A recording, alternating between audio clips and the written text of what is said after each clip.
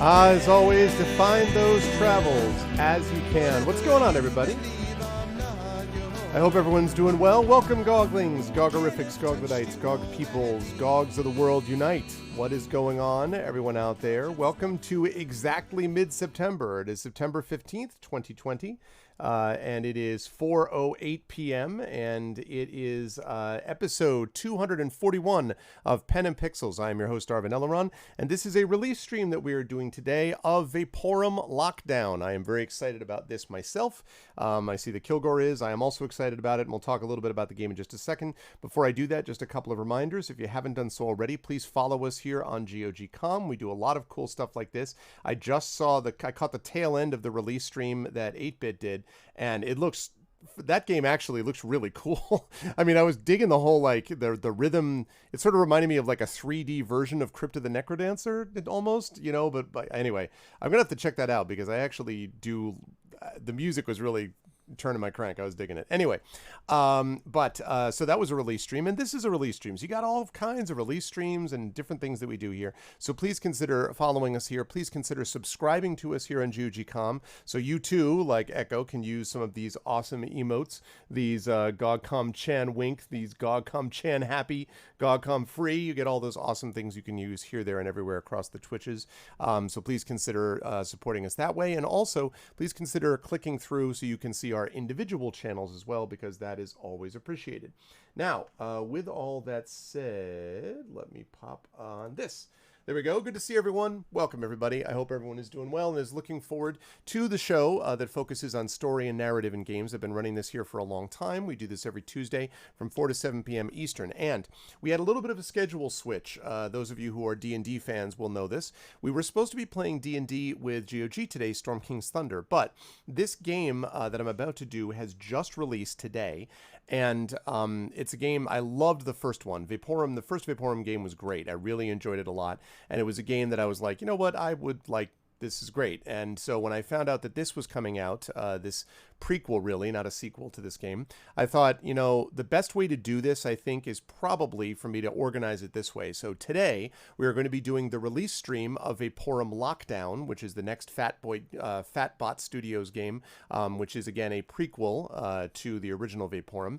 Then next week, we're going to do D&D with GOG Storm King's Thunder, so the crew will be back, never fear, next Tuesday for more shenanigans in the Forgotten Realms. And then the week after that, I will either finish up or come very close to finishing up Witcher 3 Wild Hunt Blood and Wine, because I'm within 1 or 2 sessions of closing that out. Once that's done, and if I like this game that we're about to try right now, then I will move on to this game as my next series playthrough. So I will play this next, I will play that until it's done, and then finally I will get into Mission Critical, which I've been talking about playing for a while, and I'm excited to do that, but frankly, Vaporum I really liked a lot, and I was looking forward to playing this. Now, for those of you who don't know what this game is about, Vaporum originally was a dungeon crawler. It is a grid-based dungeon crawler, so you move like square, square, square, square.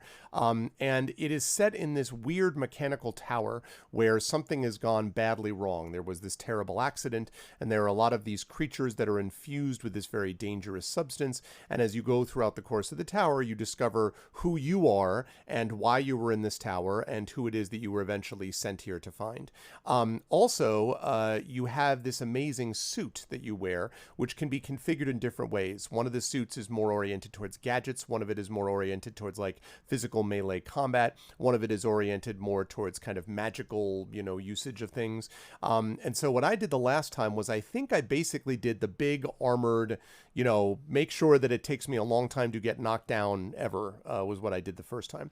So this is a prequel. This is only $17.99 on GOG.com, and you can actually get it if you do ! Game. You'll be able to see the link, which also will throw me a few cents if you buy it using that link. Doesn't cost you anything extra, and you'll be able to pick up a copy of this game. It's only $18.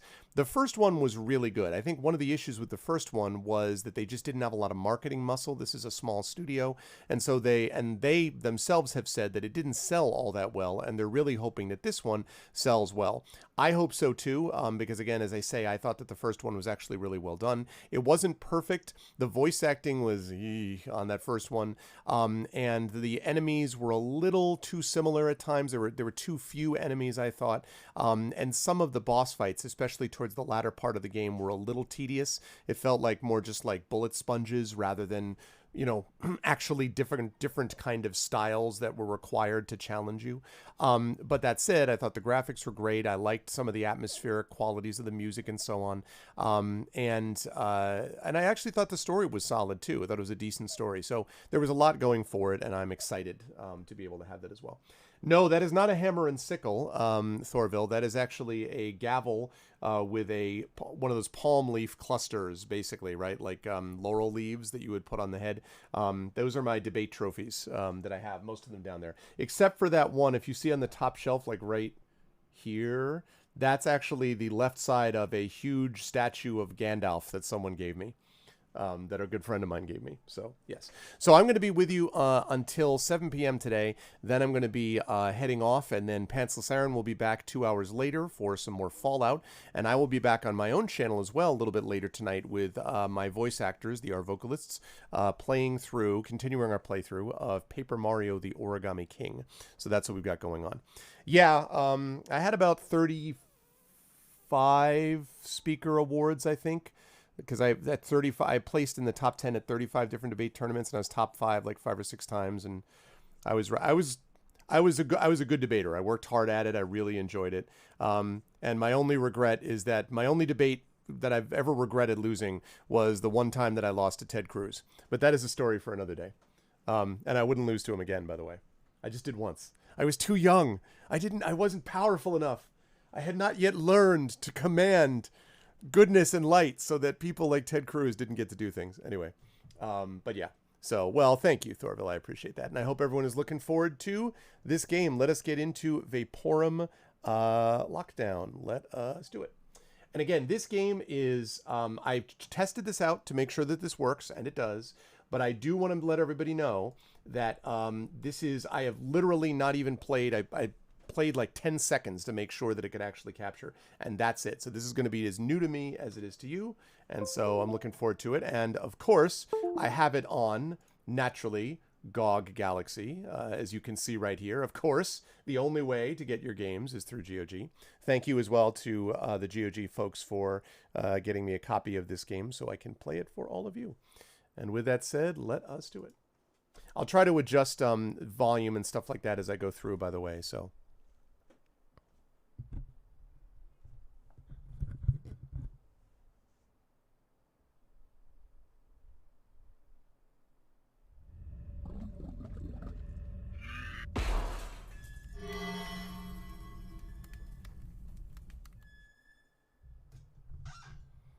Okay, so here we go.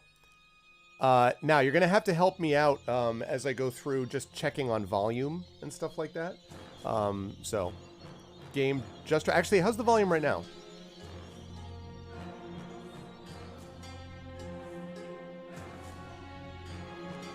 Too loud? Too soft? It's a little loud.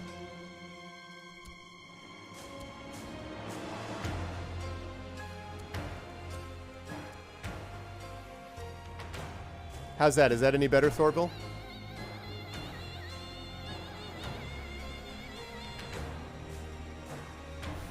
That's better? Good. Okay, let's do it. It's still a little loud?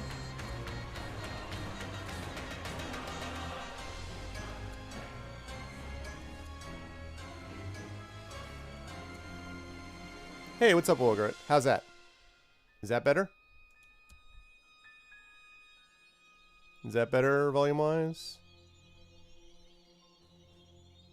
Now sounds good. Is that better, Dragon? Everyone think good? Okay, let's get into the game and I can make further adjustments as we go. Okay, difficulty normal. I always do normal because I think that's the basic, that's the what they balance the best for. Old school mode disables the auto map. Why? Why in God's name would you want to disable something like that? Game objectives, yes. Game tips, fine. This one, I don't know. I mean, I'm going to keep this on classical because it's what I played last time, but the other one is continuous fluid-looking movement. I don't think it really matters, so I'm going to go with this. So, yeah, I know, right, Inquisitor? Okay, let's do it. My journey began with many restless nights, watching a man hunched over his desk and immersed in an endless endeavor. Father, always entangled in a web of mysterious equations and weird experiments. The sheer awe of this world of his was so overwhelming, yet so irresistible. Everything was magical, intangible, and he was the grand wizard from a fairy tale. But he was real. My father, my protector, my idol. He set me up for life as best as he could. Like many others, believing in the Supreme Bureau's vision that we have to sacrifice in order to progress. That must be why he decided on one of the greatest sacrifices a parent can make. To leave his family. To leave his daughter, who looked up to him, in whom she was so much alike. Should be end with whom, but...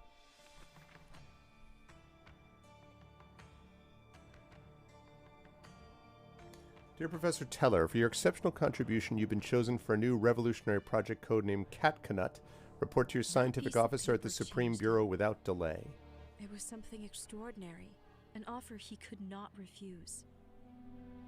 The whole time, I hoped to find him at home one day, hunched over his desk. Instead, I found a box with all his stuff, sent from the Bureau. The experiment has failed, but the research must go on. Progress above all. His notebook in the box was littered with words like fumium and catcanut. Yeah, fumium. I had no idea of their importance then. Fumium is basically the magic and it substance in this game. I studied hard at the university, driven by a scientific curiosity he had planted in me. I wanted to be the best, to know everything there was to know. Maybe even what happened to him. I was never able to find anything that would lead me to the exceptional substance he had glorified so much, fumium. But one day, it found me. Hello, I'm Fumium. Okay.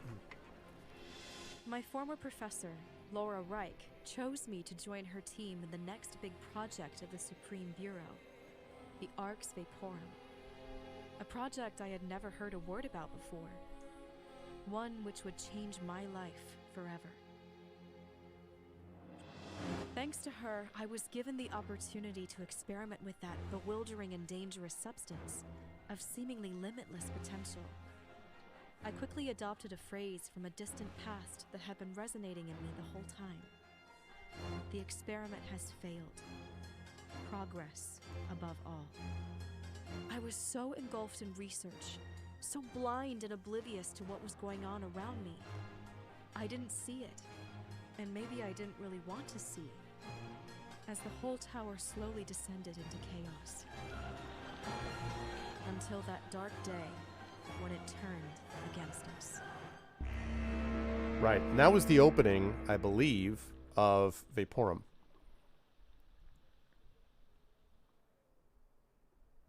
I don't fully understand the... so the prequel must be... So this is telling how the tower turned against them, I guess. Hello, Lisa. Can you hear me?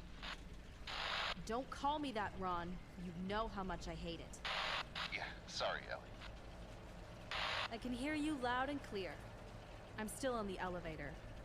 Remind me, what exactly is the plan for today? We're gonna test the basic rig you have on as usual, but today it comes equipped with the shielded radio, and we need to see its interaction with the teleportation device.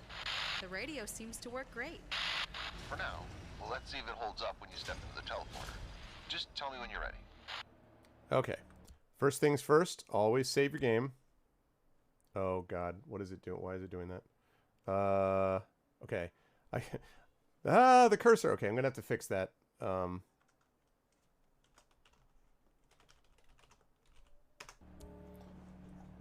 Okay, I got to fix this. Sorry. Because ugh. Sorry. I gotta fix this. The mouse cursor, like, double placed because I had to go over and switch something on my other computer. And that is going to drive me up a wall if I have both cursors working. So, sorry. We'll start again here. That is going to frustrate me. But we have it saved. We don't have to go through all that again. Interesting, though. Yeah, for the nostalgia effect. Okay, I already did that. Load last save.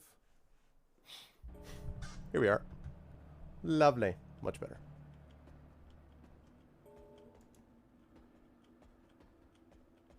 Okay. Personnel elevator.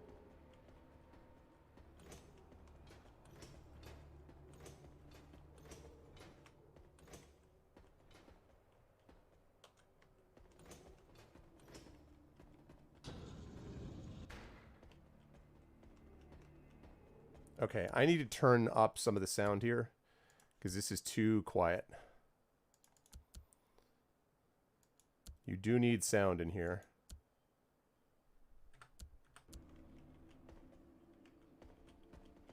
Okay. All smoke and mirrors. Very nice, Kevin. Hey, what's up, Chrono Travis? Yes, it is like Grimrock, although it's steampunky. And it's a single person as opposed to a group.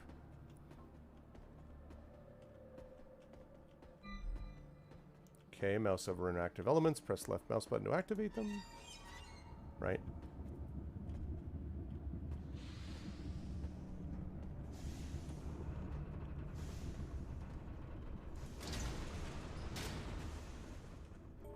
Okay, they have quick save. Nice. Hold middle mouse button to look around. Oh, wait a second. We need to invert our mouse, everybody. We have got to invert our mouse somehow. If we can. Please let me... Yeah, there we go. Let's not have any of that nonsense. Much better. Okay. Now, in the first game, I fought those things. In fact, in the first game, that's the first thing I fought was one of those.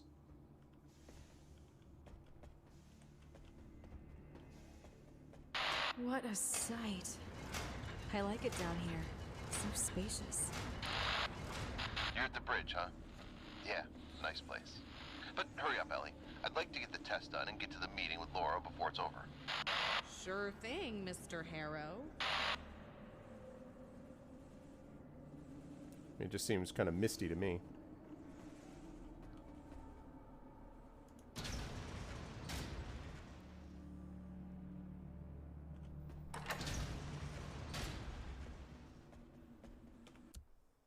Aha! Do they have a mini-map? They must. Don't they have a mini-map? Do you have a mini-map?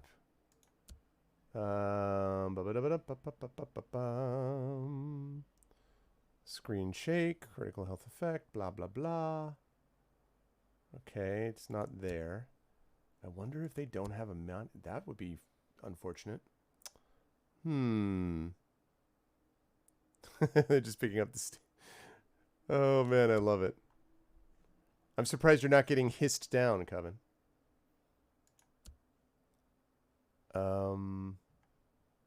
I guess maybe they don't? Wait, let me take a look at key bindings. Yeah, right. Blah, blah, blah. Take all. Yeah. Auto map is tab or M. Yeah, they don't have a mini map. That's too bad. I like this map, and it's very similar to the map before, and you can, like, add notes with this. You can do, like, why is there no map? Question mark. Right, and then you can remove them also. And you can scroll around this way. And I assume you can... This is the testing facility. Okay, interesting. So we've got 1, 2, 3, 4, 5 levels. And then you got 1, 2, 3. It looks like you got 9 levels, basically, but these are attached somehow. Not counting this one. So 10 levels total. Okay, it's interesting. I like the look of the map. I like the look of the map in the first game, too. I just, you know, I just would like a mini-map. It'd be helpful.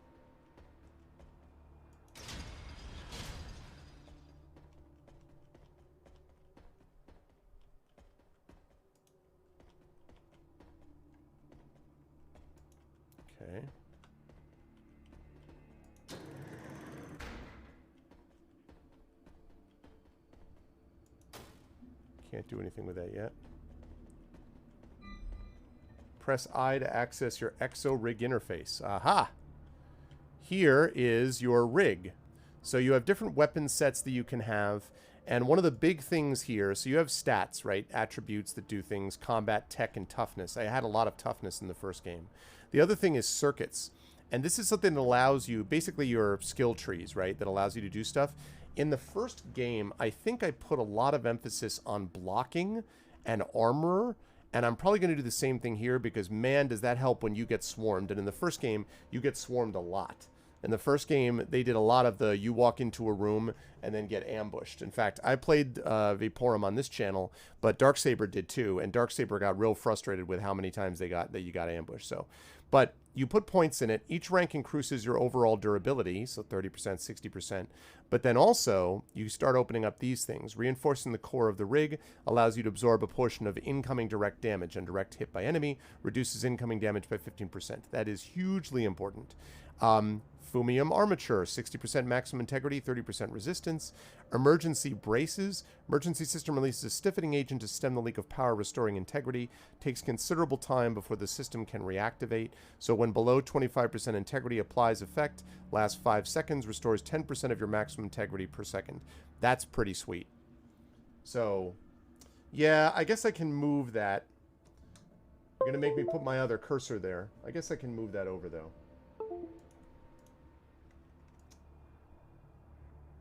Let's move that over there. Okay. Better, Thorville?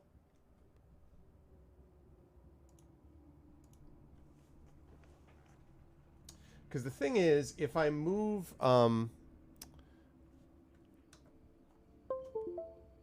good. No, it's got the thing. I hate that. Ugh, I hate that. I hate it. I hate it. I hate it. I'm going to have to restart again. I hate that. Okay, and then notes. So that was one of them. Blocking is also a big deal, although you need to have shields for that. So, and I think I did on this one. Dual wielding.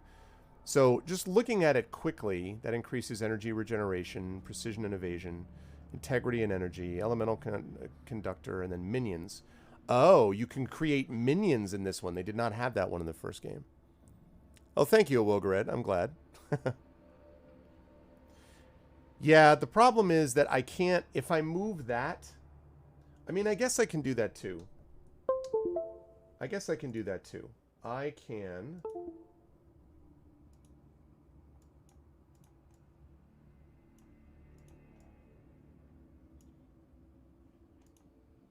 I can also do that. How's that? Win plus tab? Oh, really? Oh, nice. Well, I will try that then. So, now that's not going to help necessarily when I do this. Because you're still going to have that blocked. So something is going to be blocked regardless. So the question is, chat, do you want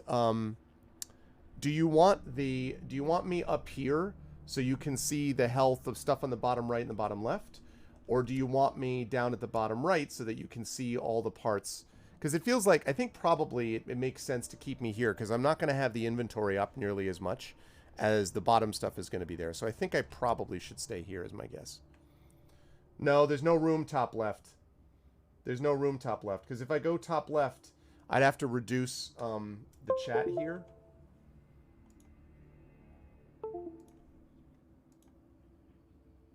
I mean, I'd have to shrink it a lot. It wouldn't look good. I mean, I guess I could do...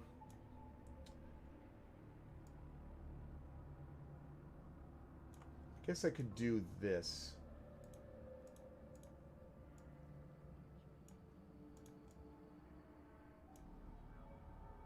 It's going to be fun when I have to do all this again for The Witcher. Alright, let's see if I can get any other lines here. How's that? Is that better? Everybody happy?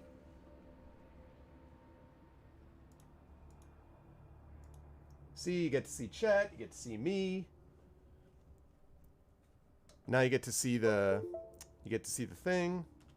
See? All right, good stuff. Thank you. All right, so now you said what did you say? Win plus tab?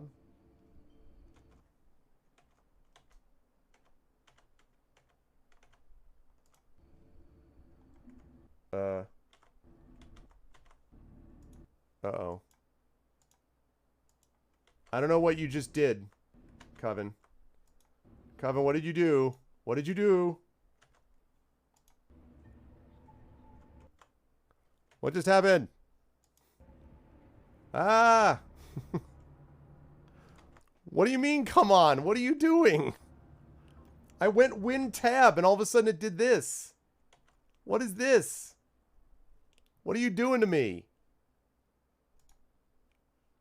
Man, now I gotta close this again. What the heck? What was this awfulness that you just did to me? How do I get... Okay, Coven, seriously, how do I get out of this?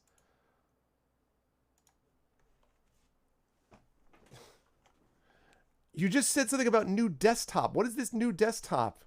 What is this? What is this win tab? Win tab then... I did. It didn't do anything. It's the last time I listened to Coven on anything. No, I'm just kidding. But I don't know what just happened now.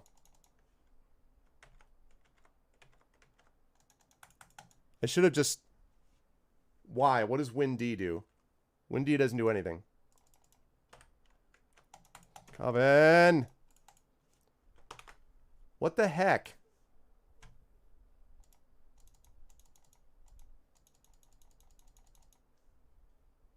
Plus death is what you mean. I keep doing this. I don't understand what it's doing. I really have no idea what's happening now. I see these things about... Yeah, thanks, Wolfsight. I appreciate it. I'm glad we have somebody to come in with Linux. Thank goodness. Coven, I honestly have no idea what just happened. I put win tab and it just gives me... What is this? I can't get off the... Does anyone else know what exactly just happened? I see this new desktop thing and I don't know what this is and I don't know how to get off of it.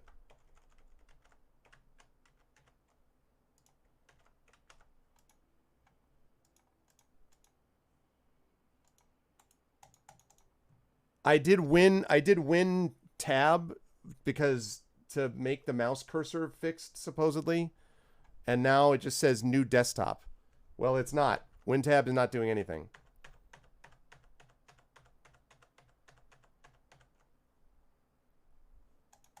It just has a thing that says, oh God. Next time I just need to restart it because it would have taken me 3 seconds to do that. Okay.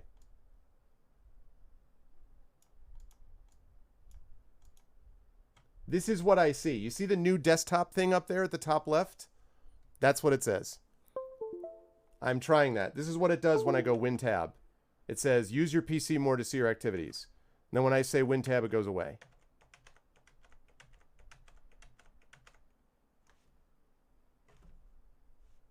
I mean, I could restart the whole computer, but I'd really rather not do that. I have never heard of WinD before in my life.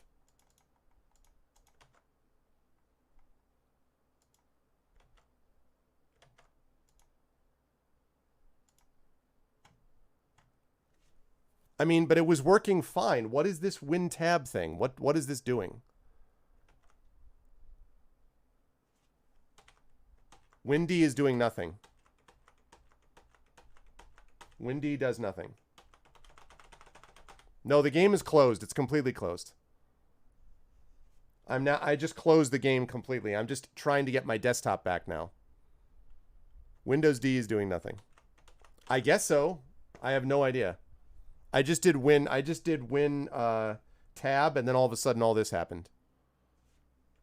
Okay, well I just did win D and it's doing nothing. That was an accident. Win tab again. Win tab does that.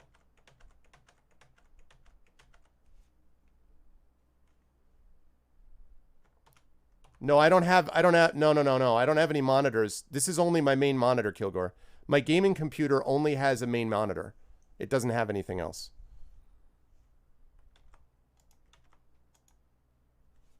So wait, win plus control left and right. That does nothing. Win plus control plus left or right does nothing. No. Wait a minute, wait a minute. You mean that I just erased my desktop? No, no, no, no, no, no. Click new desktop and then do Win plus tab. That just gives me that.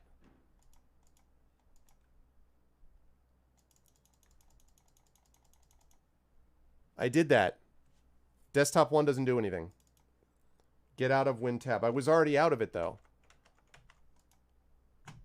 Do I just need to restart the computer? Because I don't want to spend the next half hour working on this. So, do I just need to do that?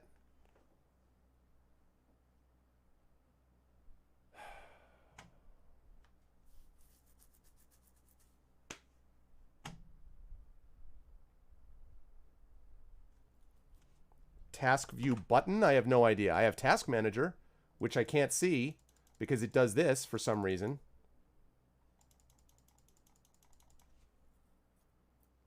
I have tried that multiple times.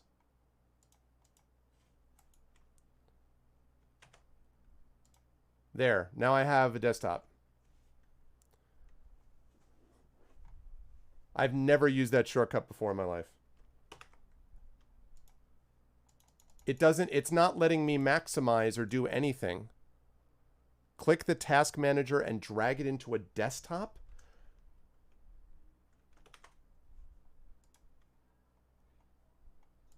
What desktop? How? Where?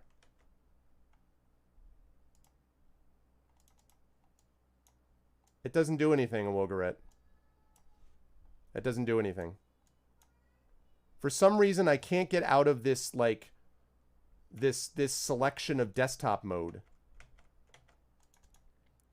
It keeps saying new desktop. I don't want a new desktop. Yeah, I'm just gonna...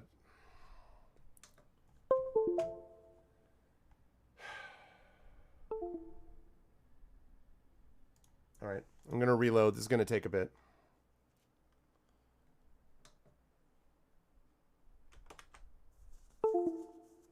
I mean, I just was following instructions. No, I'm restarting. I'm not doing any of that, Coven. I'm sorry. I'm not doing that. I'm just restarting. I'm not taking any chances. I don't know what just happened, but...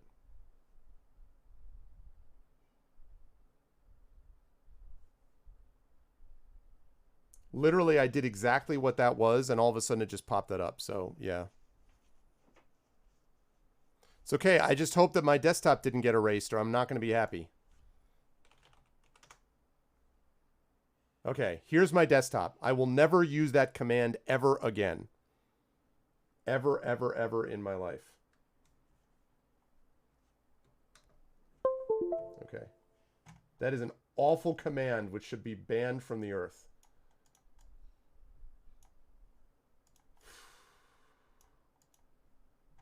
Yeesh. Okay. All right.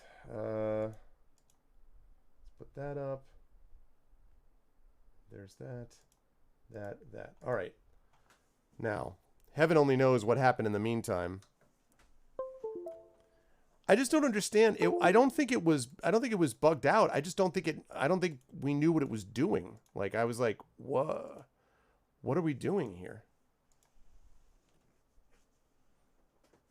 I just restarted the computer, far neighbor. I mean, it's an SSD, so it only takes a minute. But the problem is, like, whenever you, apparently when you tab out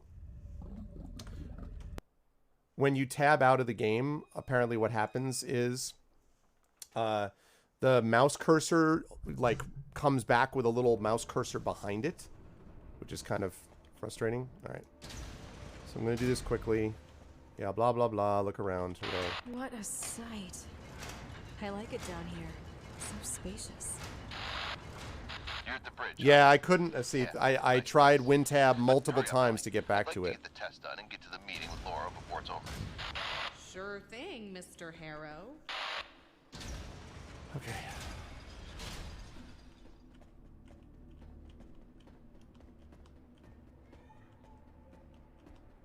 Yeah, and I wasn't able to get back to the monitor, so no big deal. Whatever.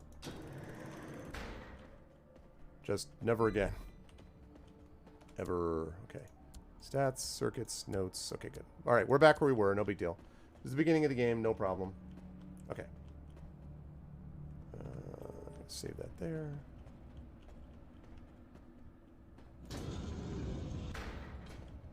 Okay. Ron, the teleport coils are out of power. Was this expected? Huh. I guess the guys have left for the meeting without powering the coils up. Well, there should be some spare batteries in the servicing rooms. Break the chains, and then there's the objectives. Teleporter's offline. I need 2 batteries to resurrect it to get through. Okay, that's fine. Ellie? I'm reading multiple signals on the positioning system back in the corridors. Looks like somebody's still down there after all. Yeah, that's right. Everything's working now. I was really looking forward to a silent, peaceful shift. Break the chains of Oppresian. Join the struggle.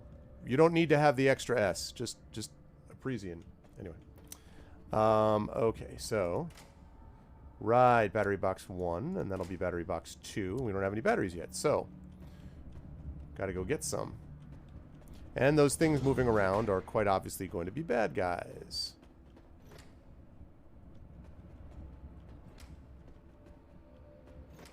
Oh, interesting. So I have got to get... Alright. We've got gates and stuff like that. I don't think we have any other doors here, so I need to find some batteries. Break a prison. Vive la revolution.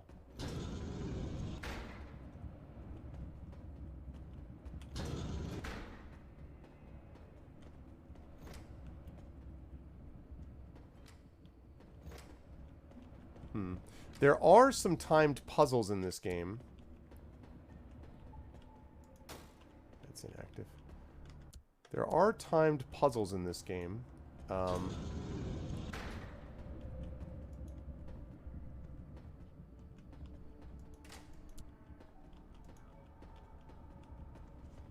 Or at least in the first Vaporum there were.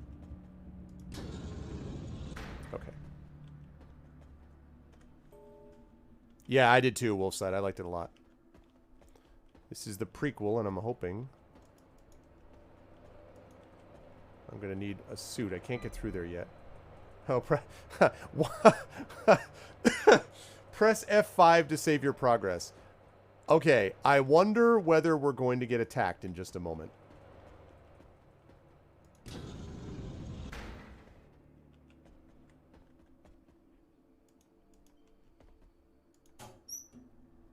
A wrench. Aha.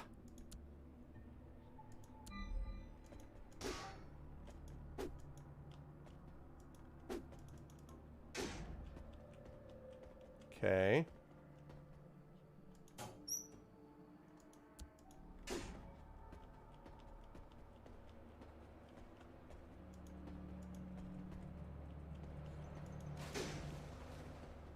Yep.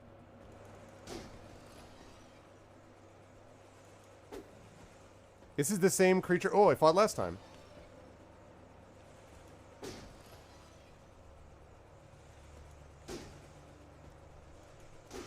Same creature I fought in the first game. Plus 10 for me. Ron, a drone just attacked me. I had to destroy it. Oh my, are you okay? There have been reports of some faulty drones lately, so watch out. I'm good, I think. And thanks for the early warning, partner. Okay, the other thing, too, is there is another mode here, which is Stop Time mode. Now, that's a new mode that was introduced later in the life cycle of Vaporum, the first game. And so I want to actually try it out and see what we get. But, first of all, the Arxpedia, Welder Drone. The Welder Drone attacks with its welding arm, dealing minor physical damage. Although weak and frail, drones can fly over pits and have greater maneuverability, which can give them an edge in combat.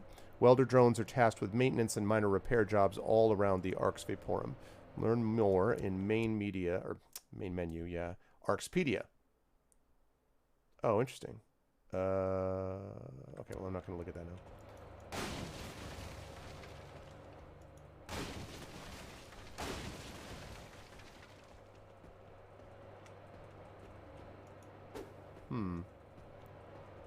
Okay. So I can also move this thing. Ah, it's not going to let me move it. I don't know whether there's anything back there that's worth... I may need to go around and do this, so we'll see. No, it's not. This is from Fatbot Studios, or Fat Boy Studios, I guess. Repair kit, which you... Boy, do you need that. You use repair kits a fair bit. Okay,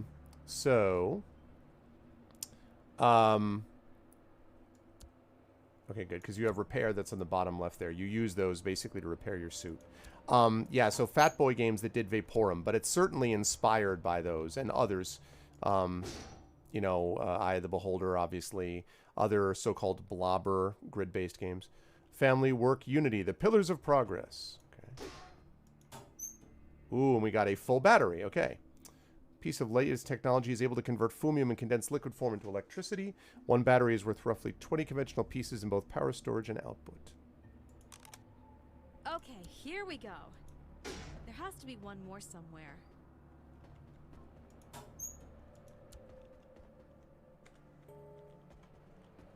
This game, by the way, right now is only $18, this prequel. So if you have not played the first one, I recommend getting that too. I would get both. Get both games, and then you can try this one after you've played that one. But again, this is the prequel. So, but it makes sense to do it in that order because there's going to be some quality of life improvements, I think, in this one that would not have existed in the first one, obviously. And if you're interested in finding out more about the first one, I did a whole series on here, on this very channel, about that, so.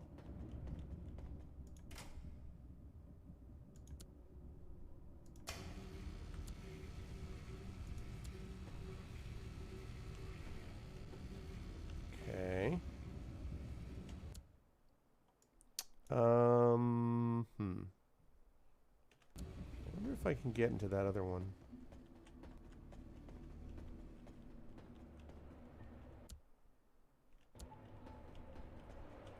Actually, also what I want to try here is I want to check, so there's game options.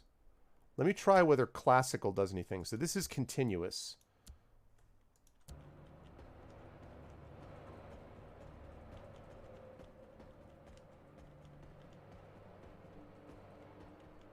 Yeah, I don't think I prefer, actually, I think the classical, which is a little bit more forward, but I want to actually get into the stop time mode because I am excited to see how that works. Hey Vargas, yes, it is kind of, I guess you could say that, a steampunk grimrock type game. Just showing you all what not to do.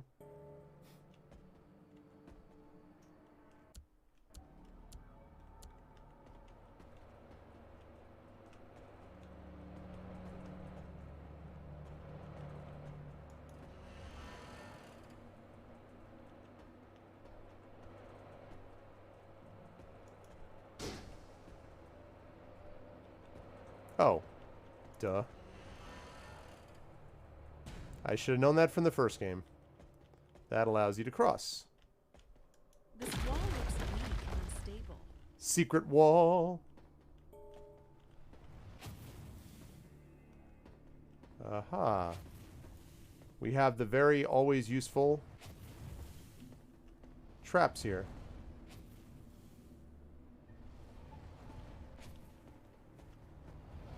No idea why anyone thought that would be of value. Aha! We have a brick! Very useful to have bricks, because you need them for pressure plates and the like. So... okay.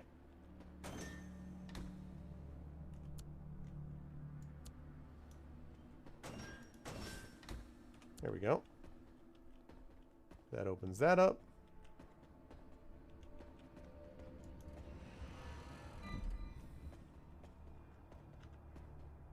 Okay, so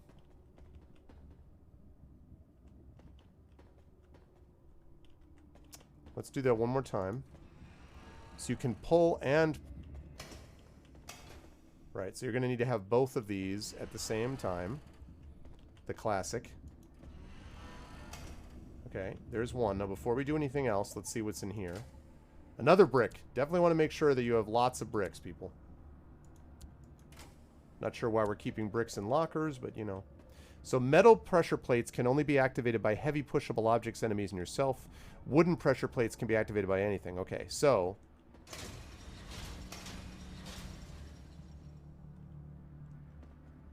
I have a... Okay, so I think if I understand that, this brick is not going to work. Yep. Okay, so that's fine. It means that I need to move this over to that pressure plate and then put the brick on this one, because that's a wooden one. So move this over here. Then I put the brick on here. And voila.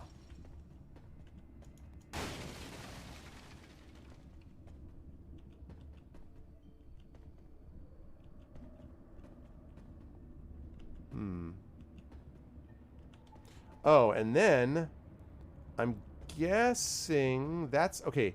So because I have one more. Don't I have one more? I thought I had one more brick somewhere. Maybe I don't though. Let me save it before I do this. Can I take this from here? I can't. I have to be here, and if I take that, then that goes, and we can't have that. So.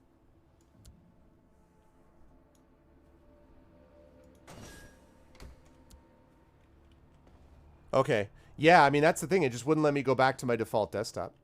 Yeah, that's no problem. Not a big deal. I mean, like, I just restarted it, whatever. But it was one of those ones where I was like, what do I do? Okay, so... Can I... Now, see, I can't... I cannot in this particular case. First of all, it's too far. Secondly, I can't push this. Even if it wasn't too far, I can't push this over because there's this, this little... lip here, so I can't get it over that. So, instead of that, I go here. Now, watch this.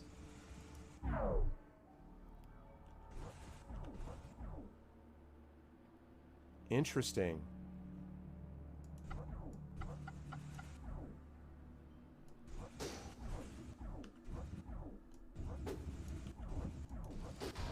So that slows things. That's interesting. So this slows things down, basically. So you can unpause the game temporarily. I might do that for tougher enemies. I'm not going to do that for this. But they didn't have that in the first game, as I say, until after I'd already won the game. But that's interesting. So that time stop mode, which stops until you basically enter a command. Left, right, forward, whatever. Interesting.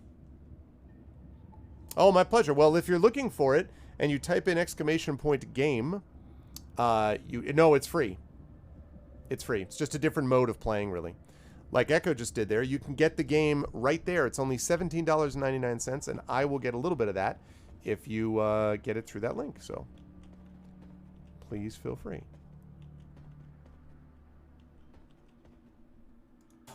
Aha! Second Great. battery. Got what I need for the coils now. We have a dream. We have ammunition. I also used... ammunition is very, very... at least in the first game, it was very scarce. So you really had to conserve the ammunition that you had.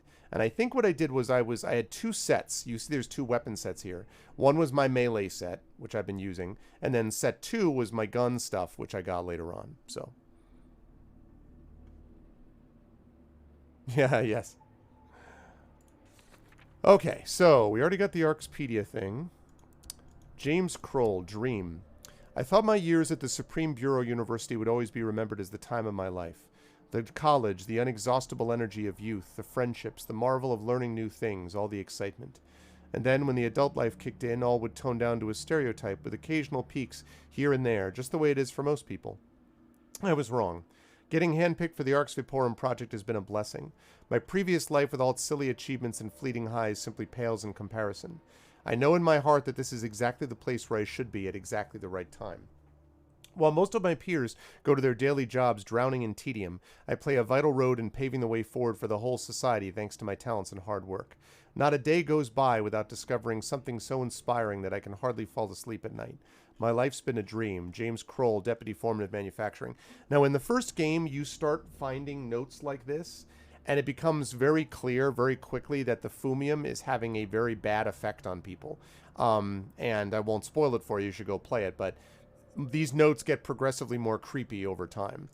I don't remember whether James was her father, or whether that's another person, but if it's her father, that's one of the people that she wanted to come to see. But you'd think she would have reacted if this was for her father, so maybe that's not it. Yeah, Vaporum is great. It's great. It's not perfect. It definitely has some things here and there that are problematic, but... Whoa, that's new. Oh, shoot. Damn it.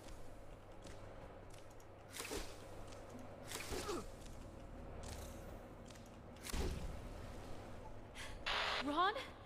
What the hell? I just killed something else. A giant rat this time. What? That's not possible. That experiment was shut down months ago. Well, given the state of the tower, we should expect the unexpected. Be careful. Thank you. That's super helpful. Messed up coils, rogue drones, mutant rats. What's next? Don't ask that question. Please do not ask the question of what's next. That is never a good question to ask. Okay. Rat. The rat is flexible, relentless, and quick to bite anything it sees as prey, dealing minor physical damage. A single individual may not pose any serious threat, but they tend to hang out in larger packs. Area damage is usually the best weapon against this pest, resistant to acid. These giant rats are the result of an experiment that went wrong after several attempts to cultivate an intelligent line of laboratory rats. Learn more in main menu Arxpedia. I will say, though, I wish that they included the Arxpedia here. Making people quit to go to the main menu seems silly to me. In fact, I just want to double check and see quickly what's in the Arxpedia. I just saved it, so let me go check. So here's a welder drone. Durability 1 out of 10, 1 out of 10.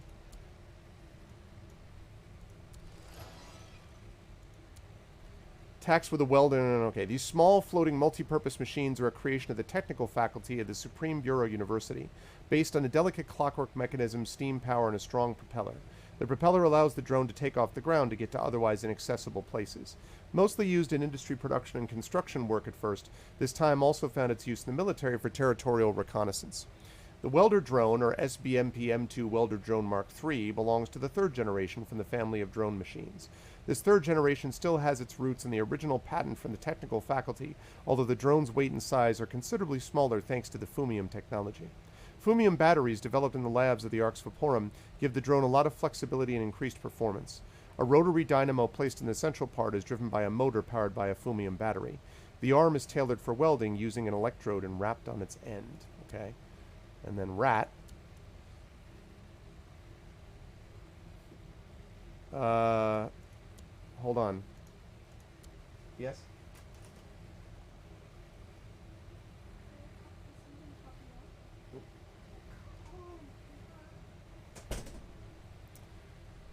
I didn't feel like showing my daughter their rat. Okay. Supreme Bureau, Department of Biological Sciences Archives. Study on Fumium interaction with biological organism. Report sent by Arx Vaporum Substance Field Assistant Jane Shane. Jane Shane. A fully developed individual of the last control group is 255 centimeters long, including the tail. Its tail is notably shorter but much thicker compared to the unmodified kind. Its sharp and massive fangs can bite through thicker planks or electric wiring, which can be fatal to a human without a protective exoskeleton. Day 25. Significant changes in the appearance of the very first generation of RG-01X. This offspring of the original test pair has not developed fur, and their eyes have an anomalous red glow to them. Day 68. Although we could have anticipated a rapid growth in size, considering all the previous experiments on roaches, it still surprised us in the rats this early on. Day 420. The RG-15C control group is significantly more aggressive than its predecessors. Many individuals have blue outgrowths on the surface of the body, which we identify as crystallized fumium. Autopsies indicate that the subject's tissue has absorbed the substance. We assume that its transmission may be hereditary. Yeah, that's freaky. We need further research to confirm this hypothesis. We plan to exclude fumium-enhanced food for the next several generations. Personal log. We were lucky. Although the research on the effects of fumium on roaches... Yes? No.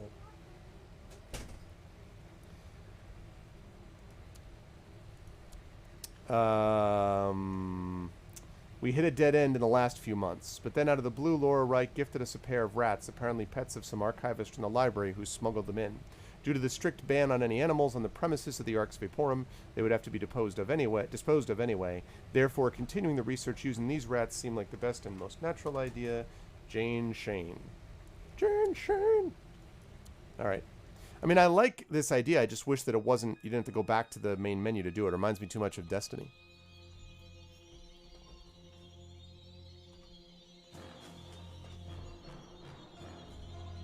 Exactly. Yeah, the hereditary thing is like... That is creepy. Very, very creepy. Okay. Where are we? Yeah. It's printing, but it's going to take a little while. Here it is. Here you go. Okay. I didn't see how many centimeters, actually. Yeah, I don't know. I don't remember, Coven. I don't want to go back to look at it now, but... Oh, I have the batteries now, don't I?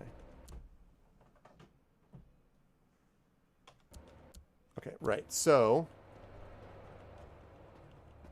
Probably going to see other creatures. Yeah, I might have. I honestly don't remember now, because you have to go into the main menu to do it, which is irritating, but...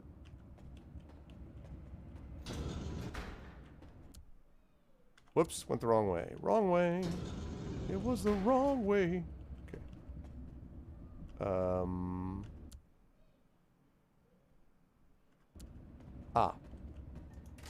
Okay. There's 1. And 2. It's done, Ron. Great. Now walk in. Now walk in and get attacked. Okay, so that's the teleporter. Whoa! I'm through. Can you hear me? Yes, I can hear you, loud and clear. Now, let's use the teleporter just next to you to confirm this. It's offline as well, Ron. Tell me I'm not gonna have to manually recharge it on this side as well. Oh, well, I'm afraid that's the plan. Since Director Reich left for Capital Island, everything's been upside down. In any case, 2 batteries, you know the drill. Let me open the door for you. Yeah, all bad. Test another teleporter. Then another leap of faith. What is with all these follow the path of progress, join the revolution? What is all of these things? I am curious. Whoops, no.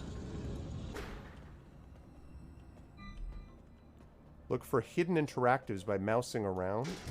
Ah, that's cool. So there's little secrets that you can find, which there were in the original also.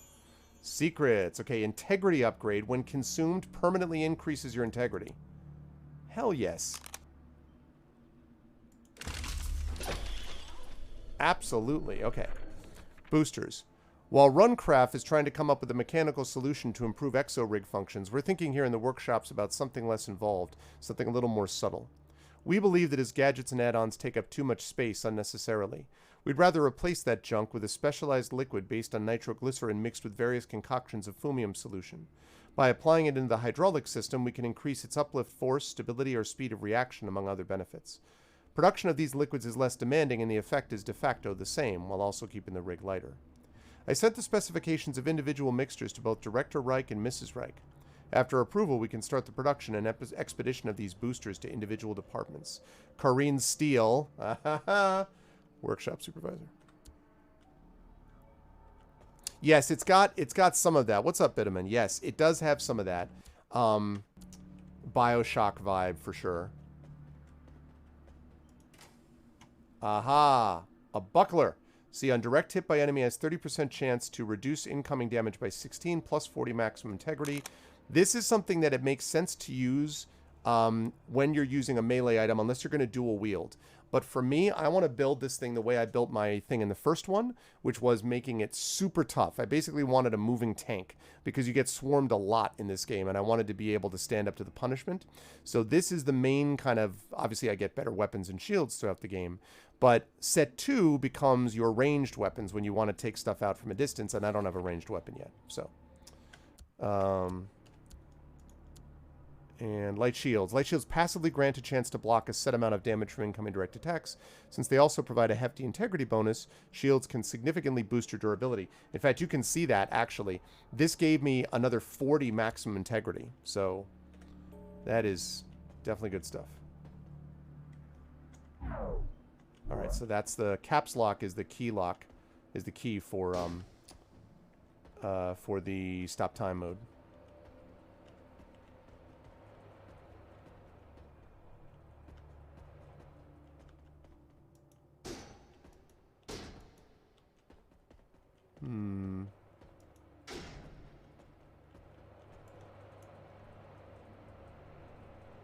I always thought the lighting in the first game was really well done.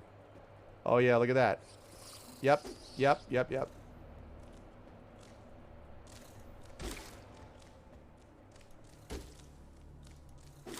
Ow, oop, crap.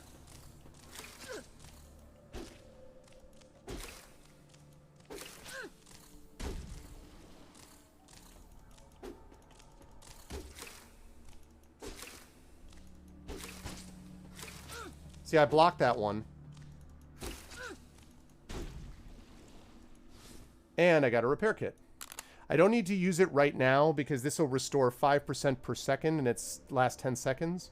So I think this is okay. You want to save these repair kits until you really need them. But, you know, you want to make sure you don't get swarmed. This is the same thing with any kind of dungeon crawler. Same thing with Grimrock. You want to make, or the Heroes of the Monkey Tavern, if you remember when I was playing that. You don't want to get swarmed. The other thing about this is you notice that I'm also getting experience here. And when you get to a certain point, your rig will level up. Now, originally, they have multiple rigs. I don't know if she gets another rig in this game. In the original one, you chose from 3 rigs. I don't know if she gets a different one or if this rig just upgrades depending on how you build it. So, we'll see. Okay. This is one reason, though, I do wish they had a mini-map. Because putting a mini-map down here would make it a lot easier for me instead of having to do this. Like, there's no, yeah, mini-map, please. No reason you cannot do a mini-map. So anyway, I knew that this was going to happen. Okay. No. It stinks in here. That looks like something which would... No, no, no, no, no, no, no.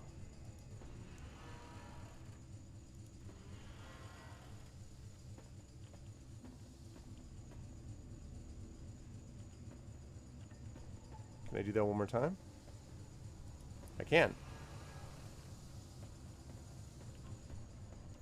That should allow me, first of all, check back here. Anything, anything? Okay. Then that should allow me to... I can't pull that back because I'm blocked here, apparently.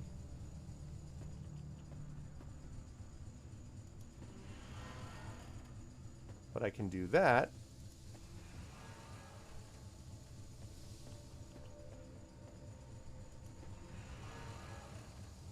I assume this will... See, that backed it up enough that I could now get into here.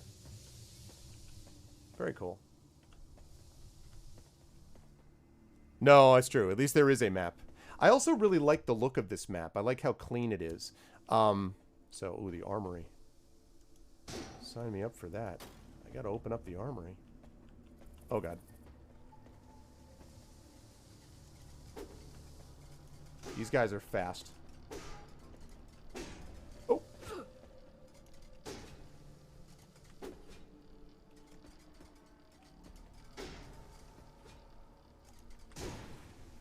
Nice. Spiderling. Now, again, this is something that you could use that slow time mode if you wanted to deal with it on a quicker basis. The slow time mode actually really just sort of calms it down a bit so it's not as Twitch heavy. I don't mean Twitch channel, I mean Twitch reflex heavy, and more based upon things like, you know, planning out what your attack is going to be, because there's some of that going on in the combat in these games anyway, quite honestly. So... the Spiderling is a nimble machine, rapidly attacking with its front legs, dealing minor physical damage. Although one on its own barely scratches you, they usually show up in large numbers and can become overwhelming pretty quick, attacking from all sides at the same time. Look for narrow passages and nooks where you can diminish their numerical advantage, right? Don't get swarmed. Formerly used in mining operations, the Spiderling in the Ark's Vaporum has been repurposed for more nimble jobs, such as the cleaning and maintenance of hard-to-access areas. Or attempting to kill people running through your tower.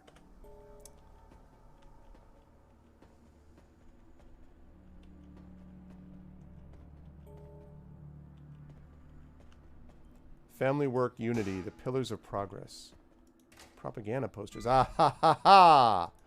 Yes, okay. So, here we go with set 2.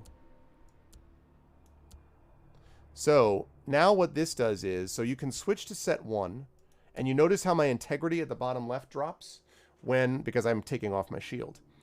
Now I could...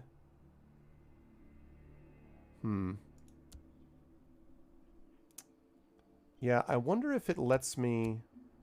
It probably doesn't.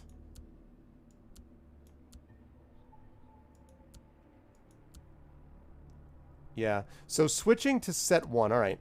I'm going to keep this on melee for now, but switching to set 1, set 2 is my range stuff, right? But I could still use the shield, and that would be what I would prefer to do if I could, but I don't have enough for that. So, anyway. Pistols can be very useful when you're dealing with enemies that you don't want to be up close and personal with. Pistols are mid-range weapons with solid firepower, have the highest fire rate among all ranged weapons. They require ammo to fire. And they, as I said, at least in the first game, there was not a lot of ammo. So you do not want to spend your time, you do not want to waste ammo. You've got to hold on to the ammo. Some buttons can be activated by shooting at them. Interesting. That's new from the first game. Oh, and the hotkey. Nice. So that's pretty good. So hotkey is here. So Z, melee, ranged, melee, ranged. So we'll go back to melee for now. Ooh, nice. Echo, that's awesome.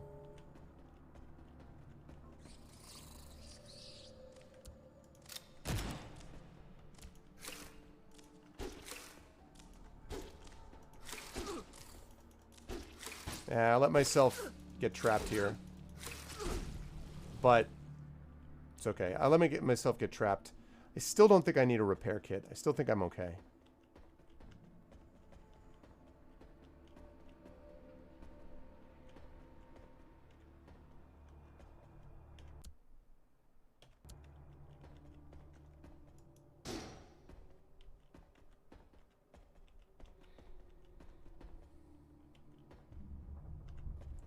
Oh boy. What was that? That seems real bad.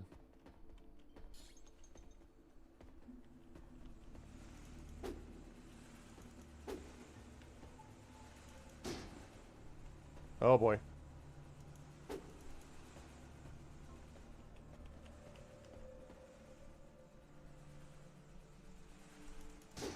Okay, I'm going to stay here and take this because I don't want to back up and get surrounded.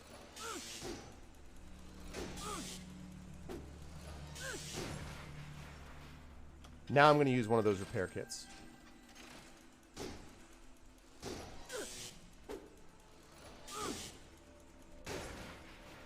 Some of the drones are faulty. Yeah, more like every single one of them. I'm yet to see a normal one. Okay. So we're at full health. That's fine. And you notice that some of the times I was blocking on that, so... Very nice. I will gladly take more ammunition. And... Drone problem. Beware. Welder drones equipped with the new Fumium batteries sometimes act strangely, performing actions out of protocol and can even become a threat to humans. After I was attacked by one in the morning, I disallowed further deployment to other floors, but there may be some of them already out there on their work duties. Handle with utmost care. Do not approach the erratic drones unless absolutely necessary. I'll get the office to send down a Guardian squad to assist in deactivating the faulty ones. Alfred Mannheim, maintenance foreman. Guess the squad never got here. The Brute Squad? I'm the Brute Squad. You are the Brute Squad. What the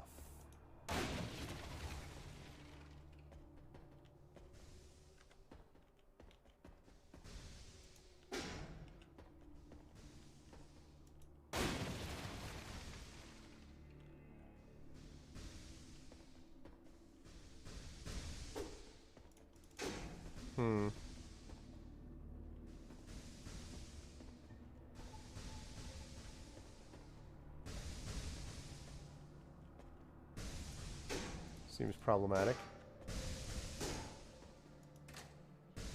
Aha! So this is the first gadget. You are the Brute Squad. This is the first gadget. So these things are generally much more powerful things, but they require that stuff you see in the bottom right, which is usually energy to use. So this thing is a blowtorch. Unleashes a wave of fire in a line, dealing indirect elemental damage, applying a burning effect to enemies hit. Deals damage over a time period, both to the primary target and the enemies around it. Creates fire wave in front of you. So this deals 20 elemental damage, plus they burn for 7 seconds, 4.5 per second, and deals 50% of that damage to other nearby enemies. I like the sound of that.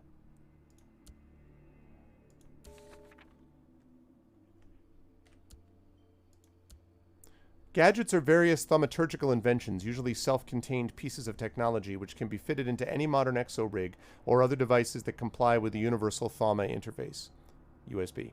Most gadgets serve to aid humans and automatons alike in various difficult working tasks in the Ark's Vaporum.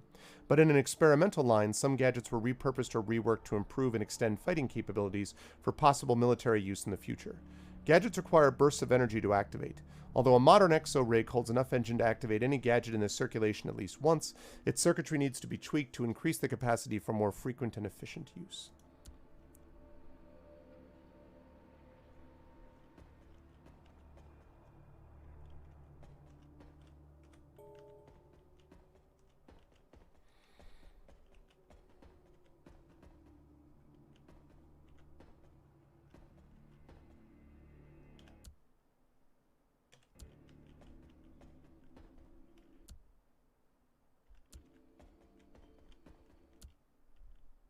Right, now I can do that.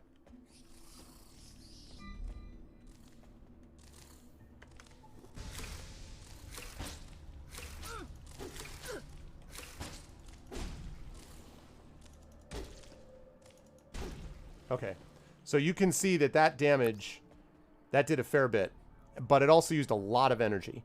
And then the energy gradually ticks back up, but it takes a while, so there's a cooldown on it, 12 seconds, but the bigger issue is the amount of energy that it uses. And you can do a build, at least in the first game you could, where you basically do a lot of stuff in that regard anyway, like you use a lot of it.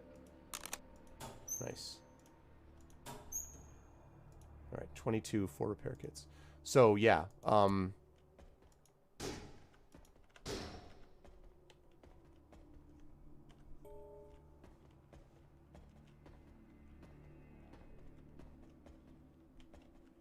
that's where the rats came from.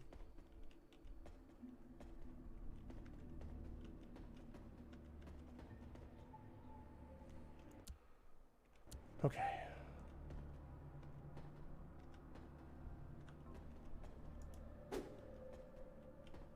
Oh yes, the armory, where I was before.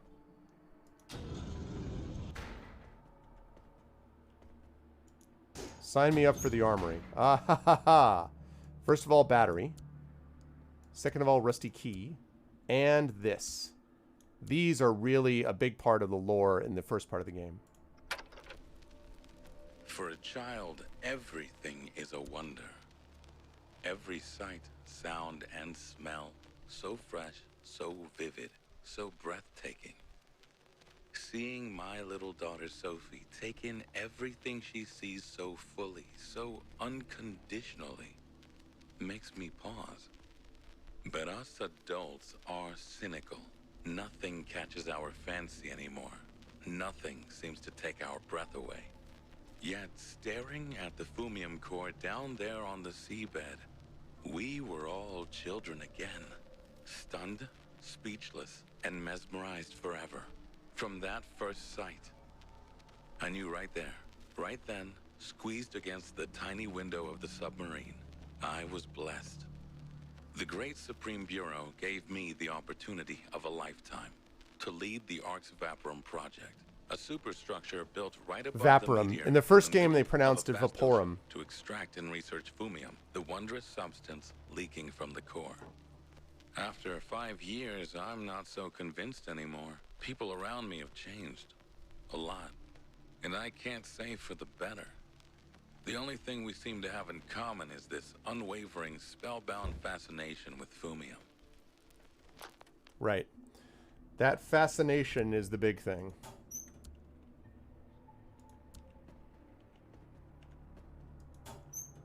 Aha, rusty dagger.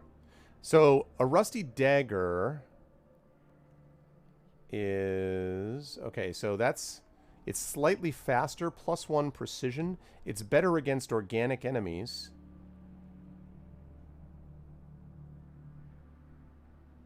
You know what? It's slightly less damage against mechanical enemies, but it's faster, and it's a faster cooldown, so I think in the end it makes more sense.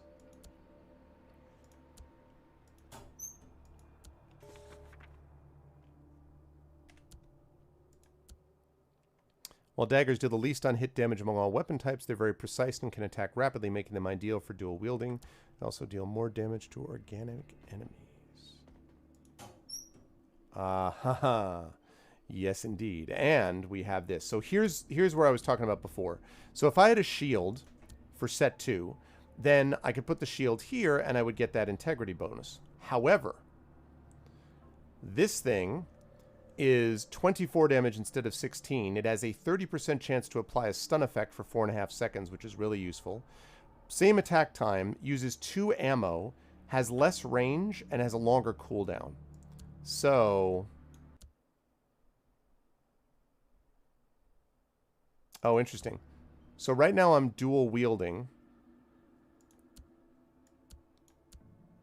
I don't think I'm doing that anymore. Right, okay. So two-handed shotgun. I'll have to keep that in mind, that the pistol attacks from further distance.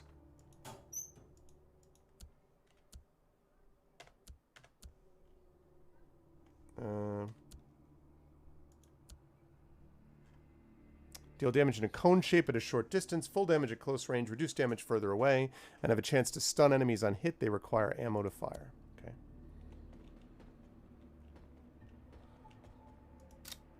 Oh, God bless America. Didn't mean to do that. Well, you've just seen...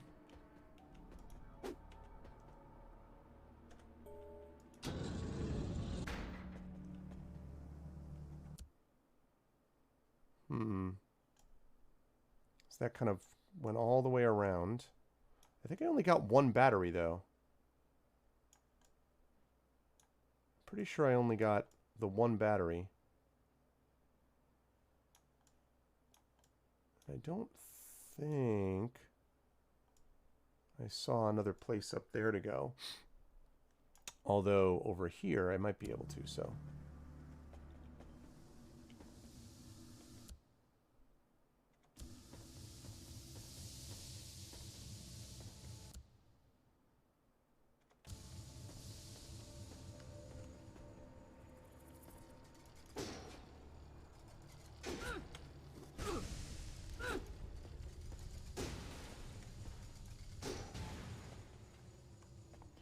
Useful use of the blowtorch right there.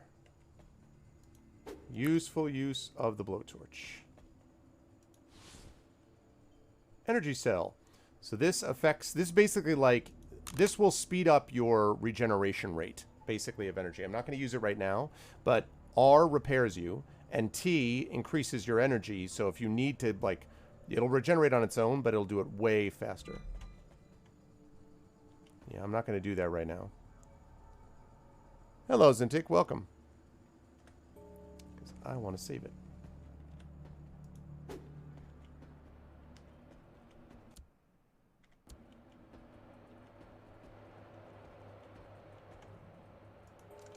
Oh, right. We have a rusty key now. So there we go. Hello.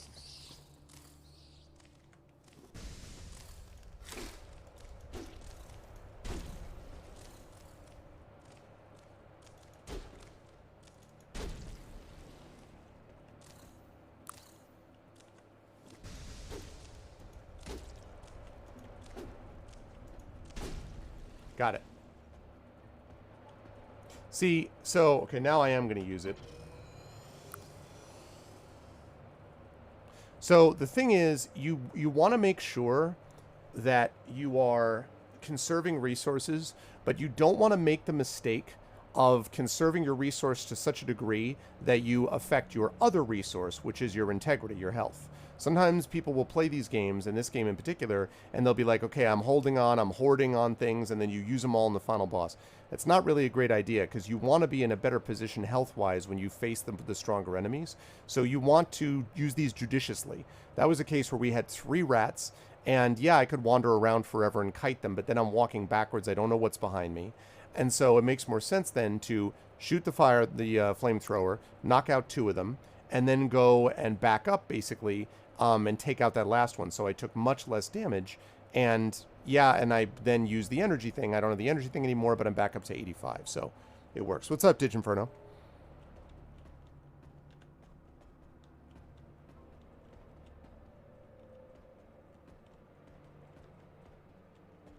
And that's where they came from. Oh no!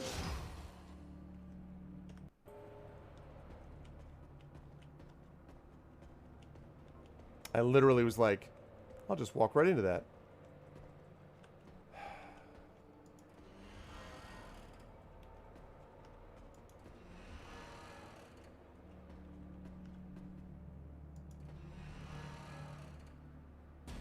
There we go. Because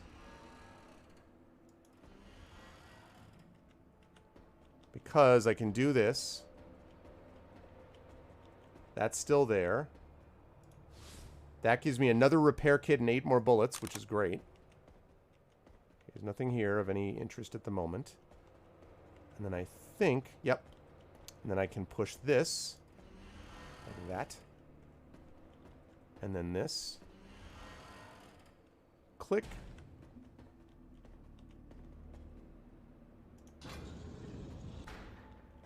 Get ready for more creatures.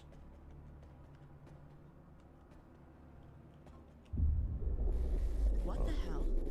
Ron? Was that an explosion? Wow, yeah, it sure felt like that. There's a lot of commotion up here. I'm gonna check what's going on and I'll get back to you, okay? Great. All right. I better hurry up then. Okay. Basic Projector creates a small holographic minion to fight for you for a limited time. You can kill it immediately by dealing direct melee damage to it. Minions are vulnerable to elemental damage, but they inherit the resistance statistic from you, so you can mitigate this weakness. Creates minion in front of you. Lasts 10 seconds. Integrity 60 plus 12% of your max integrity. Okay. Attack damage 3 plus 1.5% of your max energy. Takes 100% more elemental damage. Blah, blah, blah, blah. 0.5 second cast time. 75 energy cost is a lot of energy cost. That's a lot of energy. Okay. Projectors are unpredictable, hard to control, nigh impossible to sustain and dissolve. Make up your mind, Corinne. What is it? Hard to sustain or hard to dissolve? It's not difficult at all. You just go too abstract too early and they get mixed results with no clear way forward. I took your team's work, simplified a lot of stuff, removed unnecessary layers of abstraction, ditched that useless universal interfacing crap, and focused on getting a very specific concrete model working first. Then the opportunity to make smaller forward leaps presented themselves. Always like that. Small, incremental steps. You have to go stupid simple on this. Once you see common properties in multiple systems, only then start abstracting things out. So here you go, a working gadget that can sustain a small fumaton for a limited time to do your bidding or whatever you guys want to use them for, with a complete cleanup afterwards. Base your further work off this dummy and you're golden. Hendy Runcraft, Chief Robotics Engineer. Alright, that's good. Ooh, a fumium gun! Oh, now we're cooking with gas right here. A fumium gun, 36 damage, but it takes energy though.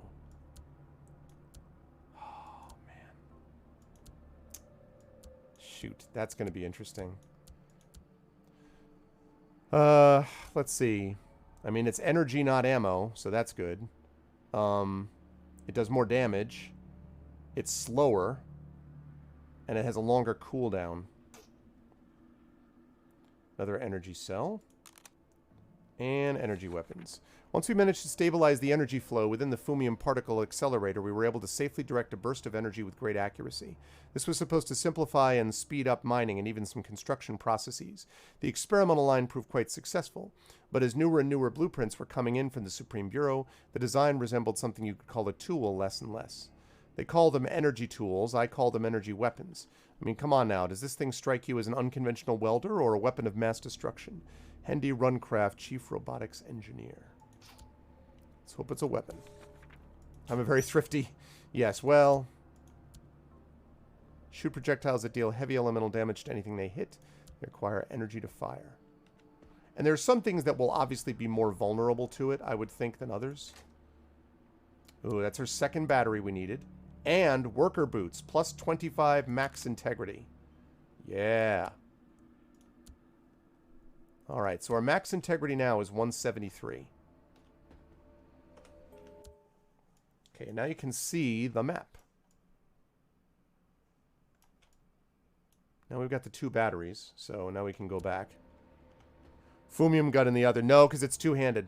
Fumium gun is two-handed. Yes, thank you. I like the shiny new boots myself. You can dual-wield pistols if you can find a second one, and I could see the value of doing that. You know, blam blam, especially at range, but... I'm actually interested to try this, but that energy cost, though. Because 10 seconds? I'm sure you'll be able to upgrade that, but... Eesh.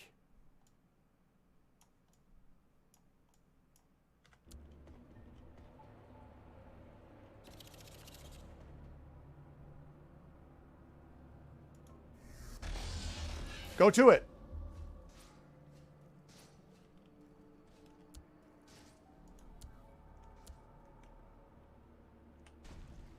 Nice.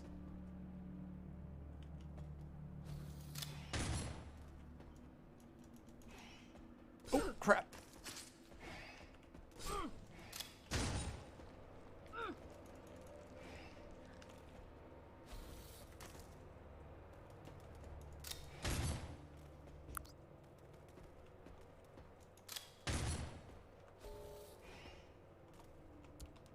Crap, wrong button.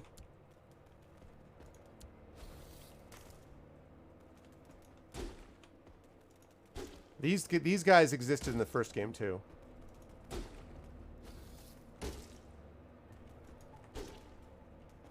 This guy's tough too. Wow. That guy is tough. That roachling. Okay, we're gonna repair ourselves here.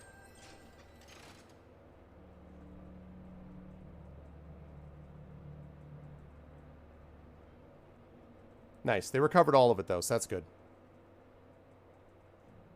Okay. And I hit him a couple times for critical hits, too, you might have noticed as well. Roachling. Roachling is an agile creature using its mandibles to attack at melee range for medium physical damage. If you try to keep your distance, it will jump to close the gap and slice your skin, dealing solid physical damage. And yes, Thorville, that was bleeding. Both these attacks have a chance to cause bleeding. Watch out for the jump attack and the strafe jumps to the sides. When bleeding, try not to move if possible. That's interesting, actually.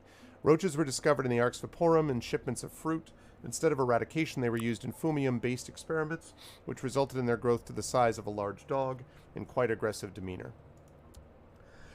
Phew! Excuse me. Pardon me. That's what happens when I encounter, you know, roachlings. I just sneeze. Okay. So my minion... Exactly, Virexi. My minion actually lasted a while there, but did not do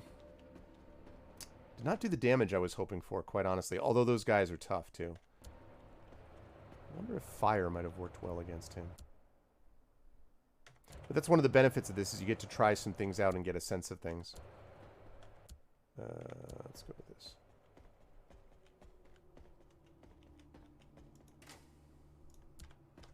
I got all this stuff, but I got that stuff too.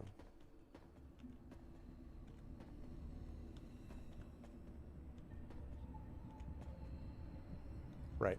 Okay. Battery number 1. Battery number 2. Okay. Let's do a hard save here.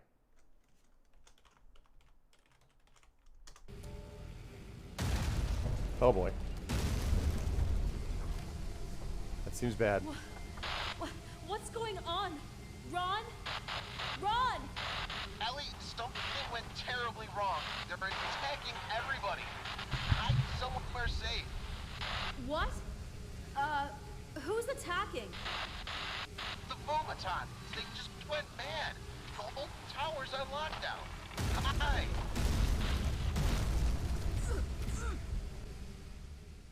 Wait. I couldn't hide.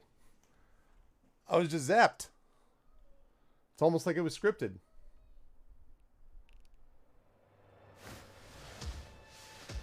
It's not safe for her out here.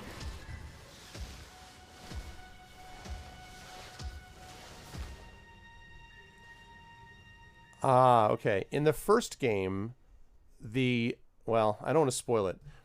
This character that I think was just there, like, roams around the tower, and you find out who it is in the first game. How long have I been out? I must find out what happened. I must get back to the elevator. Okay, I need to take the elevator upstairs to see what's going on. Ellie, if you can hear me, there's a submarine here in the construction bay. It's likely the only way out of this hell. The machines are killing everybody, all around. I'm hiding in the locker rooms. Maybe they won't find me. I'm scared. Ron, just hold on. I'm on my way. Ron? Crap. The signal's dead. I need to get out now. So, the voice acting was suboptimal in the first game. And, the female, actually the female lead on this is okay. Ron's voice actor, yeah. Wow, okay, well, that's going to be a problem.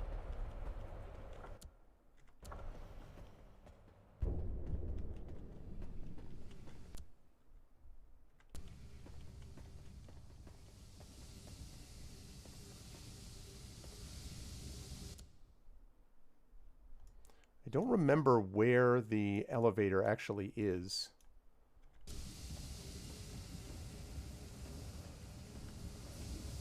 But ah, these guys. Where am I?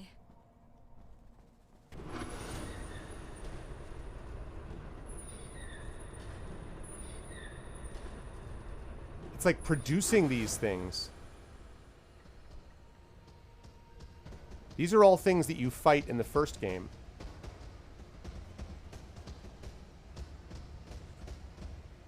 Those guys are nasty. Oh, and these things were freaky.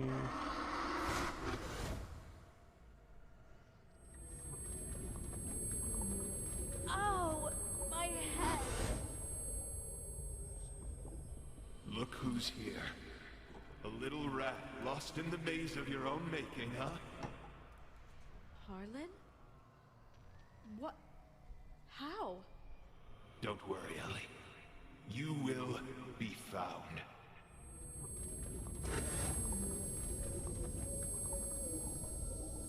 I must be losing it. This whole place has gone haywire. I must get back to the elevator. Okay, I need to take the elevator upstairs. That's what was my plan to begin with.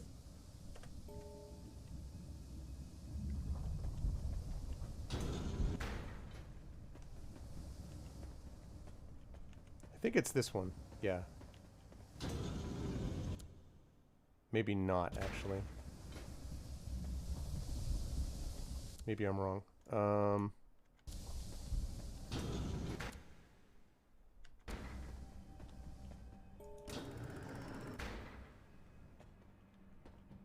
Oh, advanced exo-rigs. I'm definitely taking one of these over this crappy basic rig I have on. It's unlikely I'll find another functioning rig station, and they're much better equipped to deal with whatever the hell is taking place in the tower. Okay, so they are allowing you to pick rigs. Inactive, inactive. Inactive, inactive. Okay, how do I...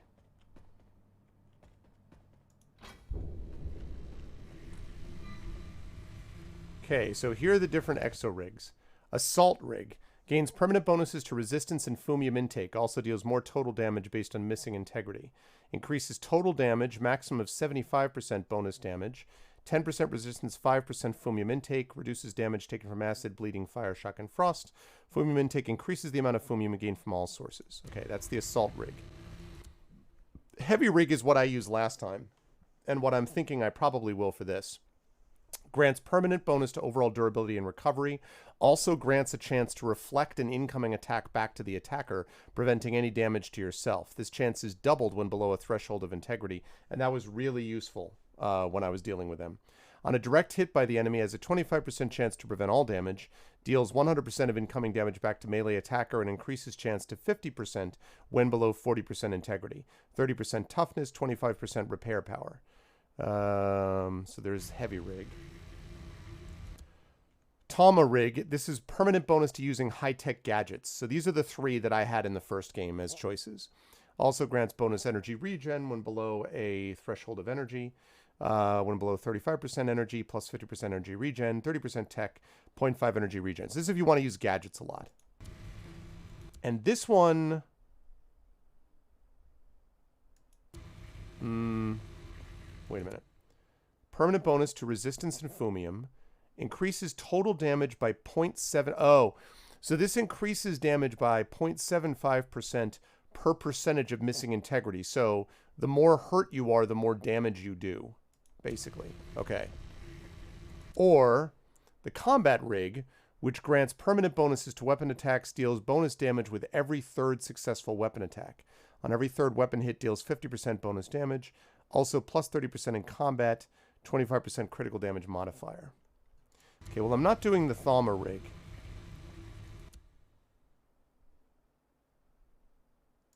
I don't think I want the combat rig because I don't... I'm really tempted to do the heavy rig. It's either the heavy rig or it's this.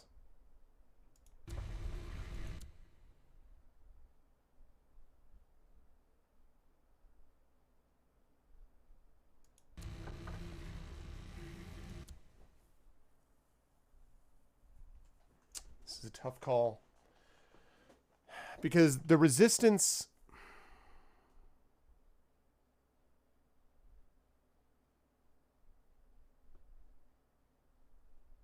Nah, I'd rather... I think I'm still going to go with the heavy rig.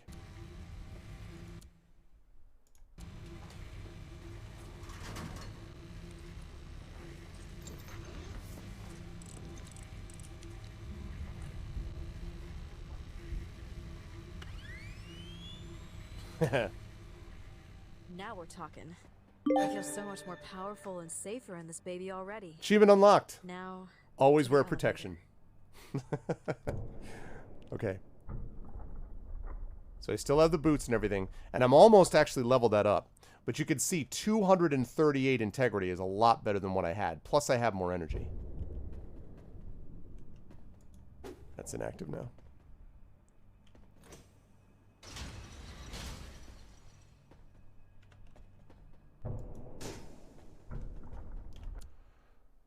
Okay. Going back to the elevator.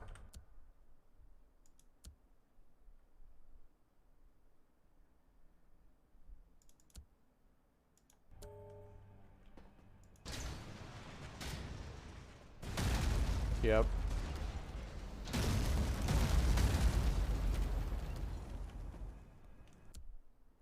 I figured that would be the case.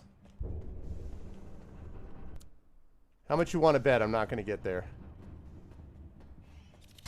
Ow.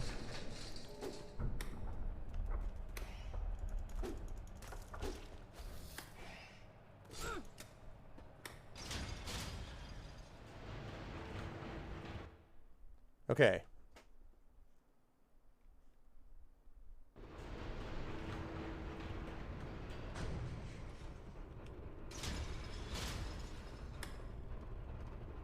Hydroponic special experiment compound. So I need keys to get to those.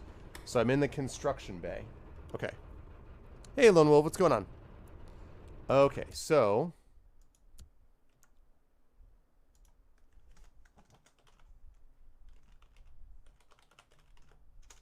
it's always a good idea to, on this game I find, to have a save at the beginning of every level, new level that you start with. And the tower map, this is the construction base. So I just left the testing facility. That actually shows you the map that's there. And then I've got the construction bay, and I haven't found anything yet because I just got here.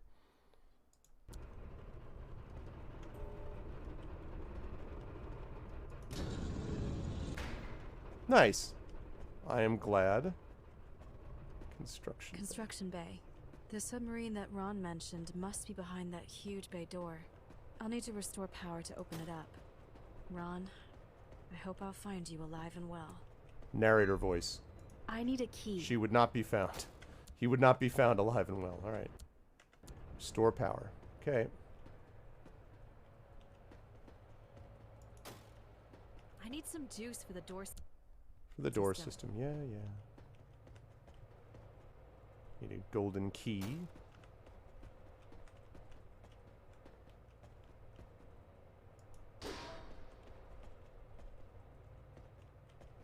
Okay.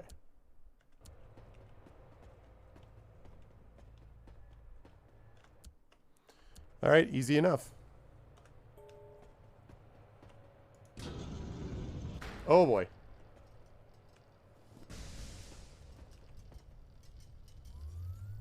Oh, shoot, shoot, shoot. One of these things. Ow, ow, ow. I forgot about these. Okay,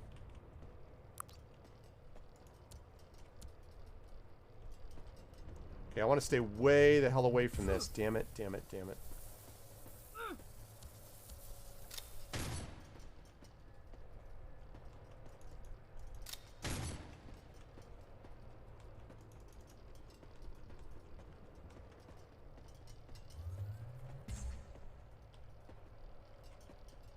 Gotta run, gotta run.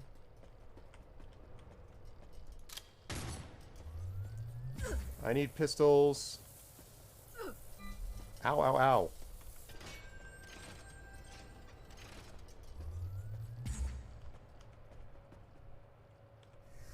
Go forth.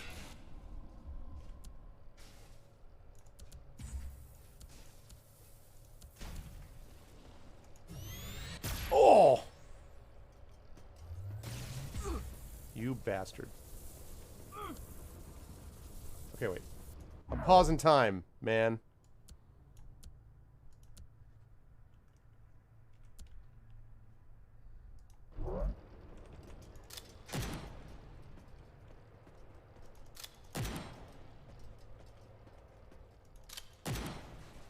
Damn! Even the big spiders have gone rogue. At least I can steal its discharger. To tip the scales a little. Basic discharger causes an electrical discharge around you, dealing indirect elemental damage, applying a shock effect to enemies hit. Shock deals damage over a time period, greatly reduces the target's overall damage output. 20. Okay. So there we go. This projector, I don't know. I'll have to think about that. Now, I just leveled up. And so what that means is that I have leveled up and you get full health when you level. So that's useful, and you need to remember that if you're close to leveling. So, all right, here we go. So now you get the basics, right? So I'm using blade weapons. Handguns obviously can do more damage. Handgun precision, handgun firing speed. Spend less ammunition when firing, knock enemies away. Energy weapons, this does this also. Dual wielding. But what we want to begin with here... Actually, hold on a second. Servo support. Precision and evasion. Yeah, okay. That's not really the build we have here. Integrity and energy. Resistance. And that increases the damage, integrity, and lifetime of your minions. Frostbite. Minion dies, explodes, dealing area damage to nearby enemies. 50% chance to replicate itself. That's pretty sweet. Okay, so plus 4 second lifetime. 6 second lifetime, that's 10. 18. 28. So you could max this out at 28 seconds. It's interesting. But I think armoring is going to be a big deal for me. And blocking. But blocking, you need to be facing the person to block. So I think armoring, blocking, and minion work is what I want to do my stuff with. So it's your overall durability. Plus 30%. And you see that brought me up to 311. So that is nice.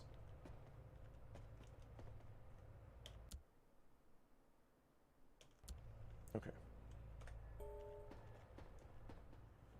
Yeah, the shotgun, the problem is the shotgun was just not... I mean, as usual, shotguns suck in all video games, right? And they shouldn't, but it doesn't suck, it's just the range is... Okay. Again, the armory. Hi there.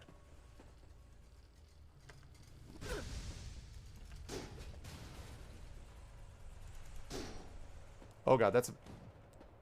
That guy's a shooting machine. There we go. Cannon drone. And I will gladly take more ammo.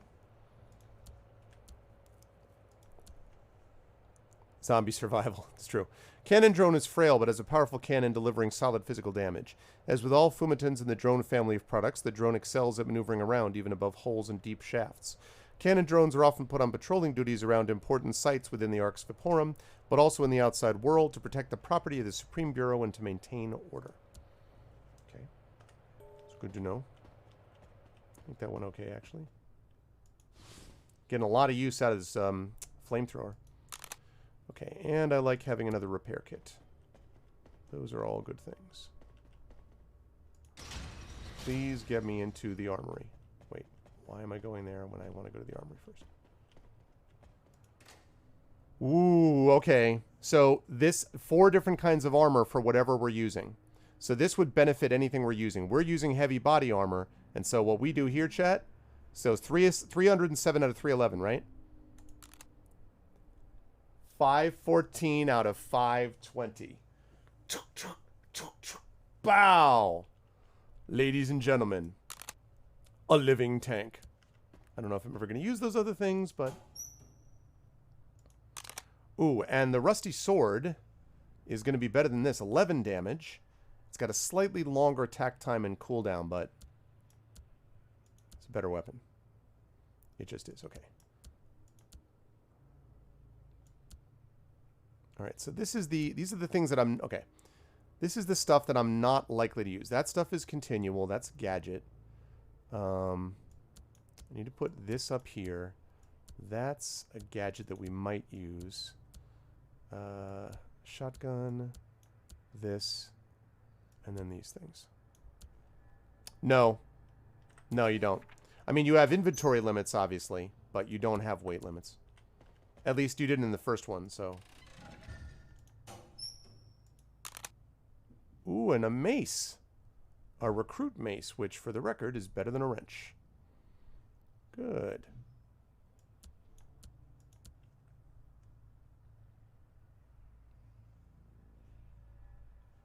That is 11 damage also. Plus 35. Okay, so it's like pretty much literally equal. Yeah. Well, I don't know. I don't know whether I'm ever going to be the guy who switches around all the time. Maybe. Can I dual wield with this? No, because it makes the damage reduced. You deal 35% less damage with both weapons unless you invest in dual wielding. All right, well, I'm not going to do that. So we'll stick with this for now. Yeah, it works out pretty well.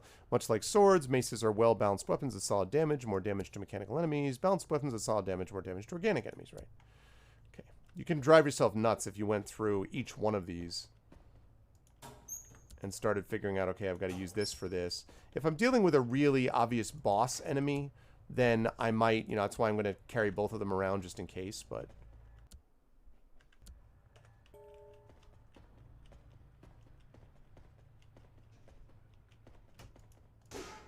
Supreme Bureau Vault. Entry only with express permission from the chief officer.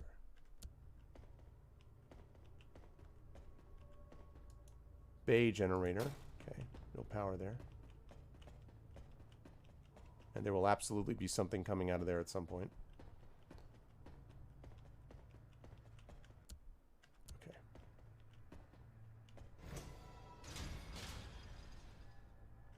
Yeah, so this thing sends this magical thaumaturgical energy.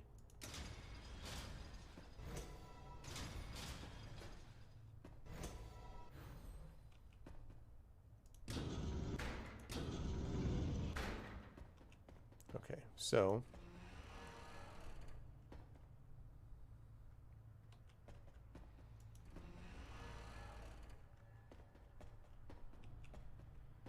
oh, okay. I know what to do. You can block it. There you go. Also, there's a locker. Energy cell. 8 more bullets, up to 35 now. And notes on Fumium. Fumium is a unique substance with very surprising properties, powering most devices and machines in the Ark's Vaporum. Although in the past it was only used as an experimental extension in exo-rigs, the powering systems of all modern exo-rigs are driven exclusively by the substance. More expensive circuits require more Fumium to be stored. To prevent waste, modern exo-rigs are equipped to automatically intercept and store Fumium particles from the surroundings should the substance be leaking from machines or piping. Very nice, very nice. It's also 6 o'clock on the East Coast of the United States, which means that we can reset here. So welcome everybody to episode 241 of Pen and Pixels. I'm your host Arvin Elleron. I've got another hour with you or so, and I am playing the release stream of Vaporum Lockdown, which is a prequel to the game Vaporum that I streamed on this channel in this show a couple of years ago. If you like what you're seeing of the game, please think about picking it up. You just saw Echo post that there. Thank you, Echo. It is Vaporum Lockdown, and it is right now $17.99. So it is not expensive for a game, which is pretty cool so far. And if you use that thing that you see there, that link, I will get a little bit of money from it. So please consider jumping on board and picking it up if you are enjoying it. Otherwise, after I am done, there'll be a couple of hour break. And then Pantsless Aaron will be here with the power of...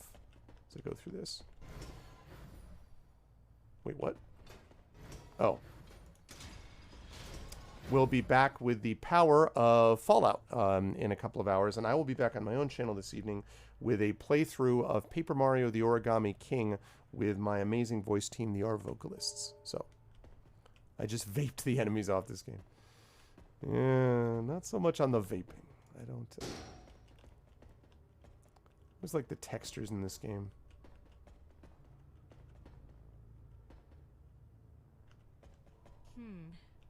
This door won't operate without the hydraulic system running. Hydraulic system needs a restart so I can get through the door, and I need to restore power to the bay door. Okay. All right. You ready? There it is.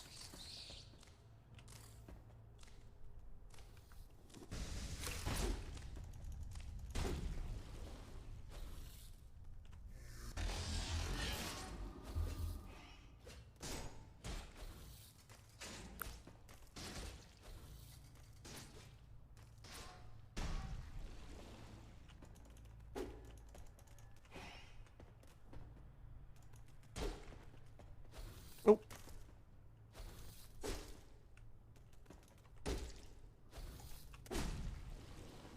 Nice. That time the projector actually was useful because it gave me time.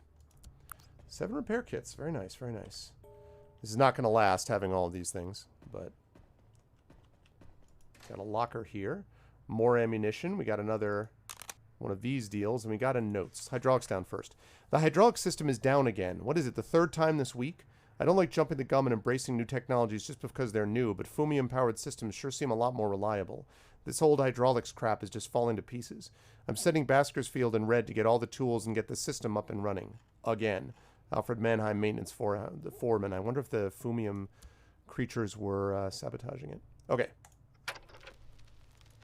I just arrived. Everything is absolutely gigantic. They said the tower, the Ark's Vaporum, was colossal, but you just have no idea until you're right in front of this looming giant piercing through the clouds. You can but only stand in awe. Nothing on the islands comes even close to it. The things I've already seen are out of this world, and I've seen nothing yet. I'm literally shaking with excitement, just like when Laura came to convince me to get on board this unique project. I really didn't need much convincing. I just wanted her to shut up already and take us to the port. I can't wait to unpack, get settled, and start working. Laura couldn't say too much before I signed the agreement, but tomorrow morning, she's gonna lay it all on me. I don't think I'll be able to get any sleep tonight.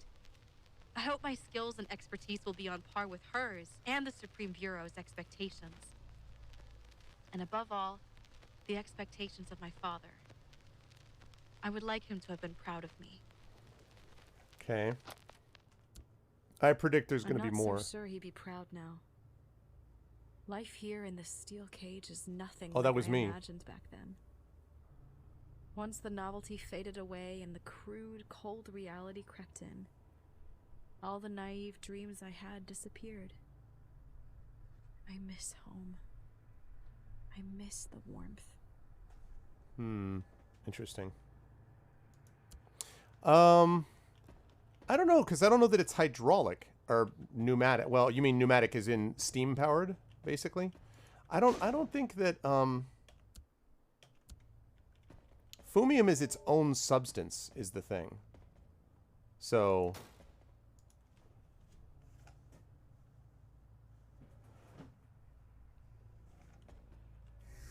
oh crap. All right, go find bad guys.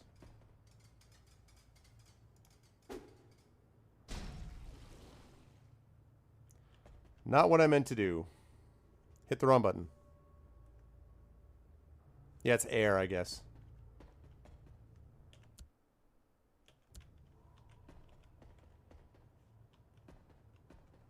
But that's what I mean. Fumium, though, is some kind of substance. So,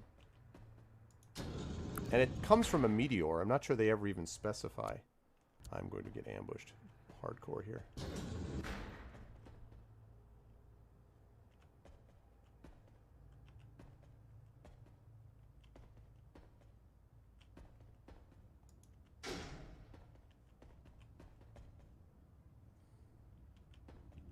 Yeah. I know, right? Damn it. I hate these things. Damn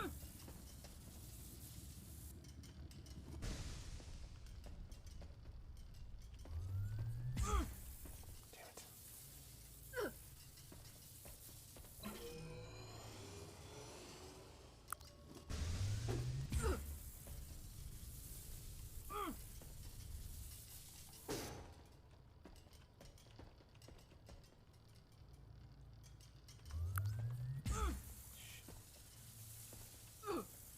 Have I mentioned I don't like these things?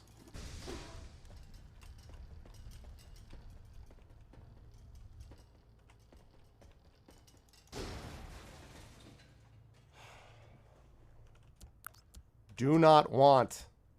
Hate these things.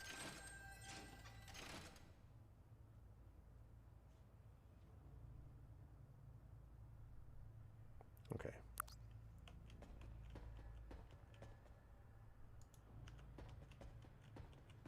Is it Genova? Fumium.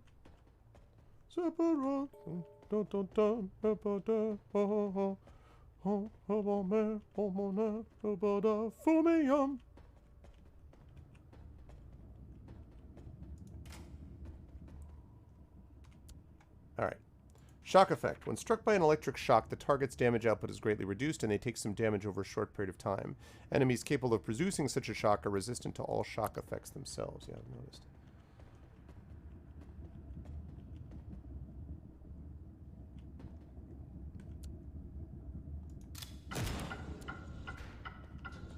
Oh, it's timed.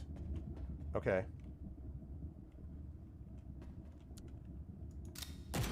No.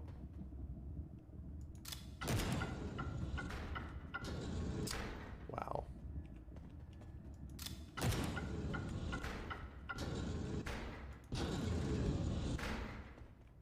All right. That's cool. So that worked out. That was that time puzzle. I'm sure that would be useful in a tower. What's up, Marworks? Thank you for the follow, Brittany.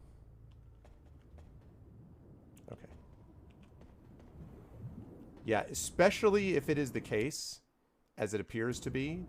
Especially if it's the case. Is this timed or not? Okay. Especially if it's the case that you're going to need... there's a lot of those switches that you have to shoot. It means it's even more premium placed on making sure you're not overusing your ammo. Oh, that looks lovely. That's what I like at my desk in the morning, is fire right over the top of it.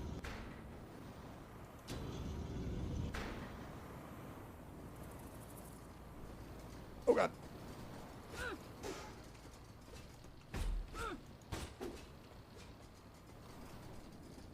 Ha, jerks.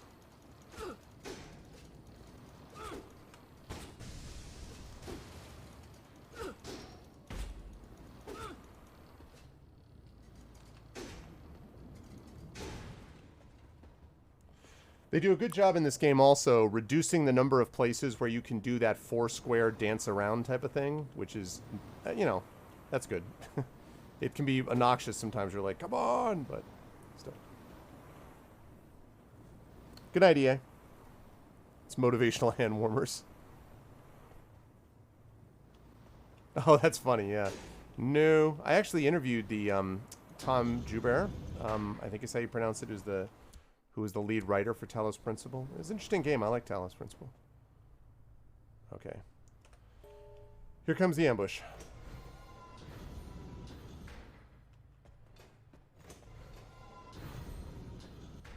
Ah.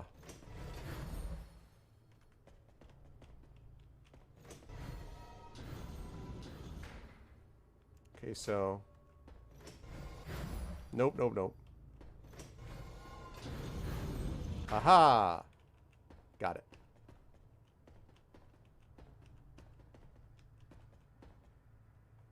Can't pull or push here, so...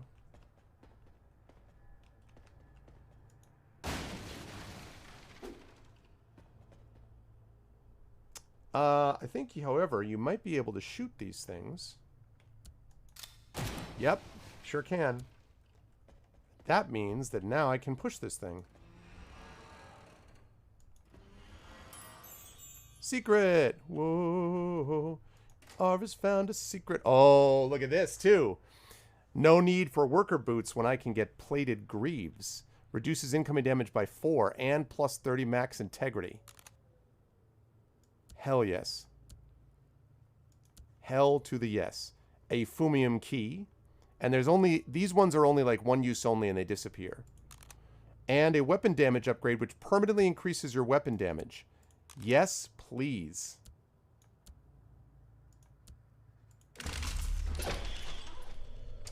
I love it. Secret, secret, he found a secret. No one knows who I am. Secret, secret, I found a secret. I've got some Fumium. Secret, secret, I got a secret. Goodbye, shiny boots. Hello, shinier boots. Exactly. My own integrity. I'm getting ambushed by lots of creatures. Strike me right now. It's going to be a big old problem when they ambush me now. Those lights are fine, I'm sure it's that. Alright and okay. These things suck.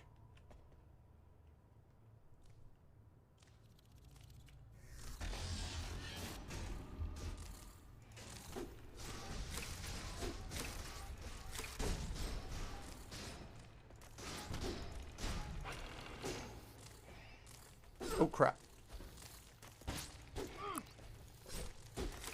This is bad. This is very bad. Very bad.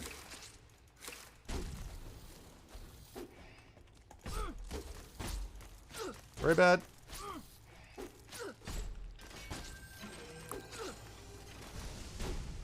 Get me out. Get me out.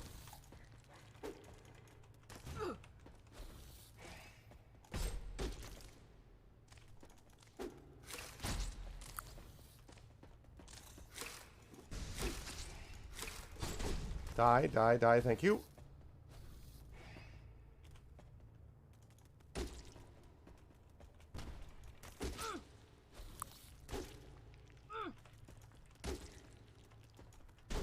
Okay.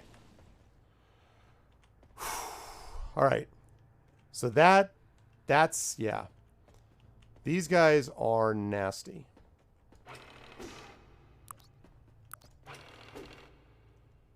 This time I am going to use the mace. Where's my mace?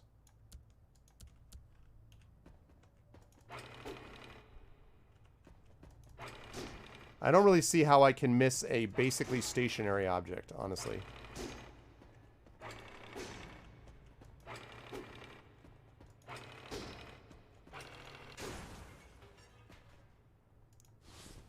Okay. All right.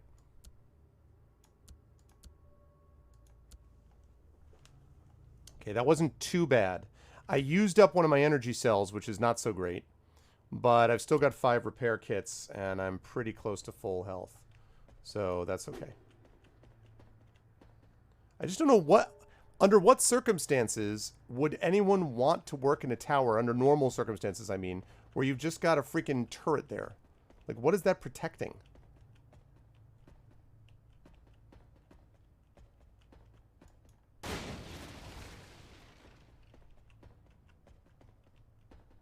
Work strengthens the body. Overtime refines character. Overtime refines character. Oh my god. Late stage capitalism.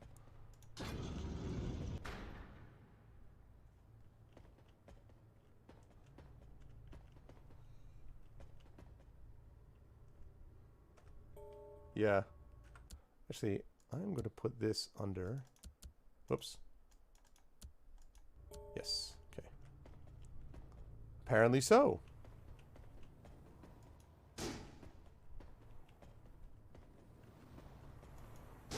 Nope. Aha! Rusty key, ammunition, and one of these things. So after a week here in the Arks, I can confidently say that everything's exactly as I expected. Despite Uncle's raving, it's all just dabblers, fools, and brown noses. And to top it off, they put me in the bunks with this rabble. Petty, trivial banter all day long. Just my luck. My Uncle Danton Stagg should have been the chief officer on this project. They elected to choose younger blood. Some foot soldier Reich from the Island Wars. Uncle was appointed Minister of Science and Research, so he at least got me here. The so-called pinnacle of human technology. I'm fiercely determined to match his status and make him proud, no matter what. But not like that hideous brown-nosed Kroll. The kid walks around with a ruler up his ass. You just want to throw up when he opens his mouth, spewing all those guidelines and regurgitated Supreme Bureau phrases. Ugh. Glad to see the workers get along here. Okay. Yeah.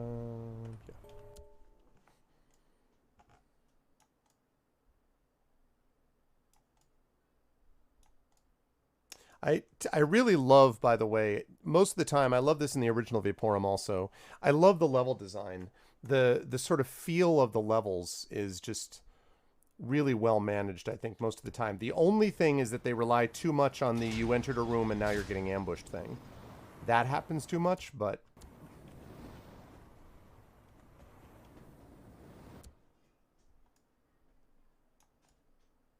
Okay, so up and over, I guess?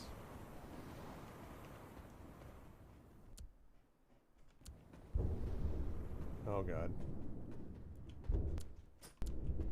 Yeah. Dinner. Hi. Dinner. Hi. Dinner is what? Dinner. Dinner's ready? Mm-hmm. Okay. Well, I'll be streaming for a while, but thank you. Just save a plate for me, I guess.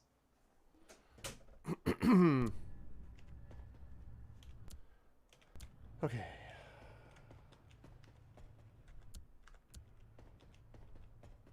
Oh no, this is where I came from. Ah, yes, but I needed a key, and I have one. I have a rusty key. Huzzah. That was Little Arv, indeed. Okay. Do I still have that brick? I don't have the brick. Is this a brick? No, it's ammunition. That's good, too. Although I'm a little nervous. Okay, so I gotta move...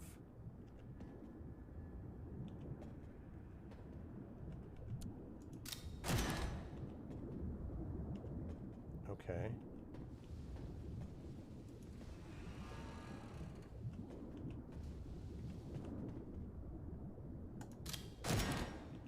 Alright, so that means I can...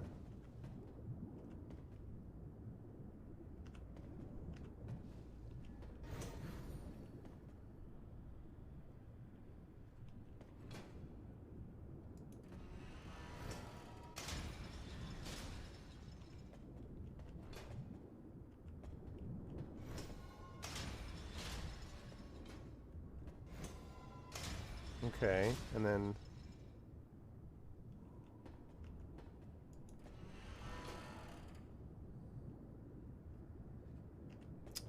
Well, the problem is, if I shoot that, that means I can't get through there. I can open this up. Oh, but the door's open now. So now I can get through. Gotcha. Whoops.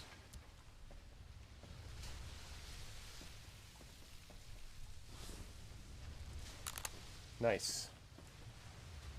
Nice, nice, nice. The audio logs in Horizon Zero Dawn? Yes. Yeah, I like the audio. Oh!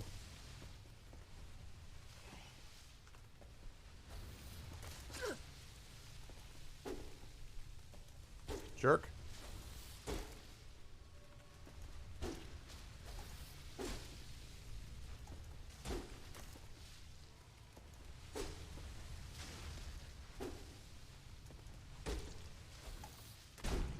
Jerk. But yes, I like the audio logs, is what I was saying before I was so rudely interrupted. Okay, before we hit that thing, which God knows what that'll do. Ah, we have a basic servo booster. Gain melee speed for a limited time. That's interesting. I can see some value in that. Okay. We'll listen to that while I'm reorganizing.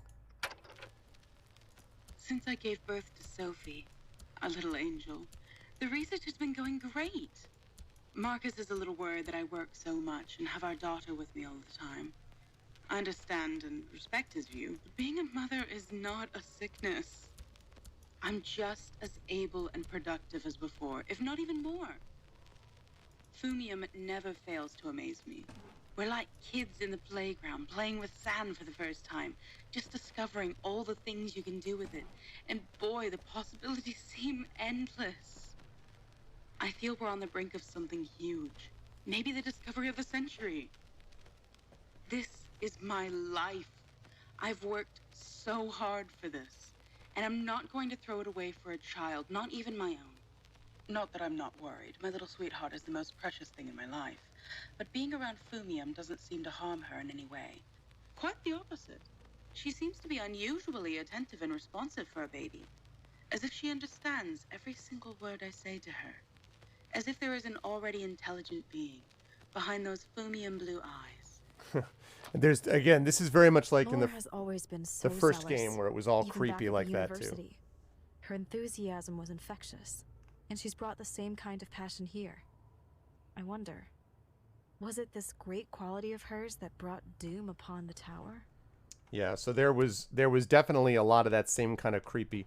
Oh, I'm amazed by Fumium. I really love it. Have I described how much how much Fumium is good and great and lovely and wonderful?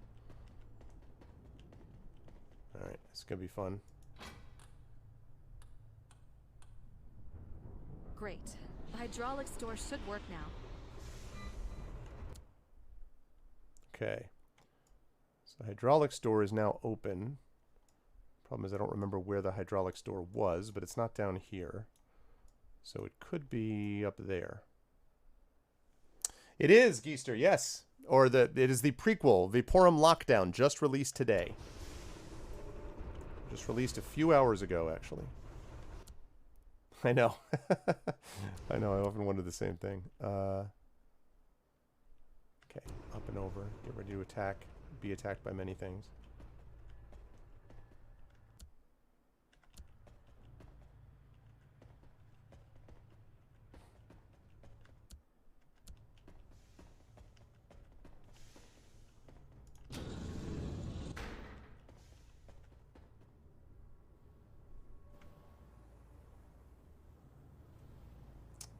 Let's see. Let's do a hard save here.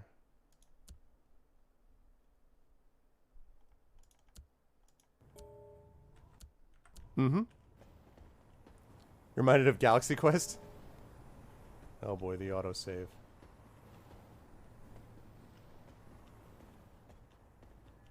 There'll be things coming through there.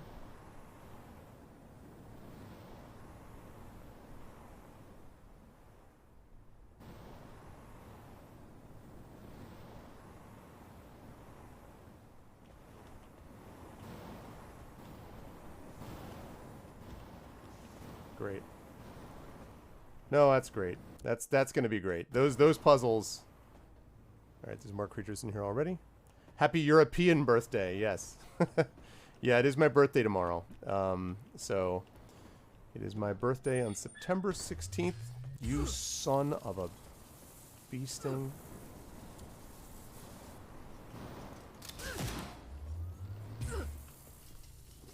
Oh god, both of them?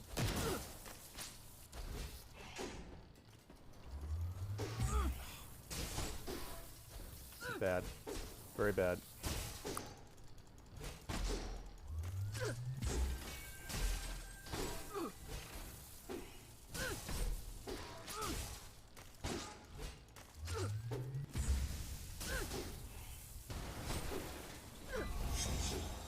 Rig has gained a level. Good. I'll deal with it later.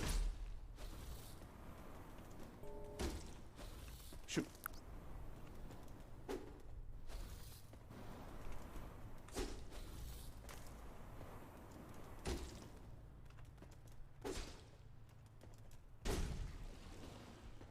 Oh, man. That was rough. Well-timed level up. Yeah, it sure was. It sure was. Okay. Alright, and I gotta go do that level up, which I'll do right now. Okay. So, Armorer. So, let's see. Requires level 4. Ah, so I could hold on to this then. Or I could try to work on the other thing. Which would be... Each rank includes integrity and energy. After not dealing or taking damage for a while, your integrity will quickly regenerate up to a threshold. That's useful.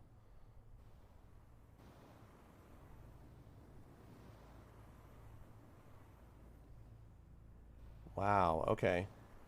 That's interesting. I also like the idea of minions. I wanted to do armor and then minions. We have a rig, Geester, that we're in. Like a exoskeleton. So we are human, but we're using an exoskeleton. And I'm using the heavy exoskeleton. So, yes, you'll be relieved to hear that we're human. Not everything that we're fighting is. But, okay, so I could do minions.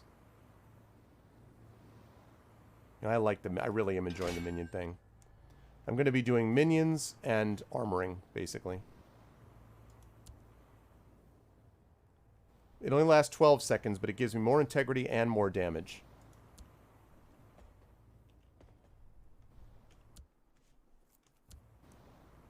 Yep, I play a tank with a bunch of little creatures.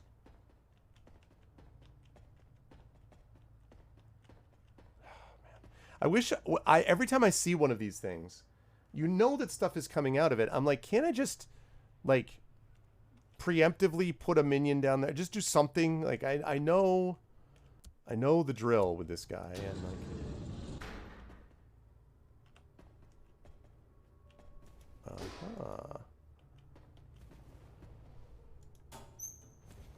oh, we got a helmet. Rusty helm, baby. 30 max integrity, plus a new gadget. Aim stabilizer, precision with ranged weapons. I'll have to think about that. I don't use gadgets probably as much as I should, but I'll have to think about that.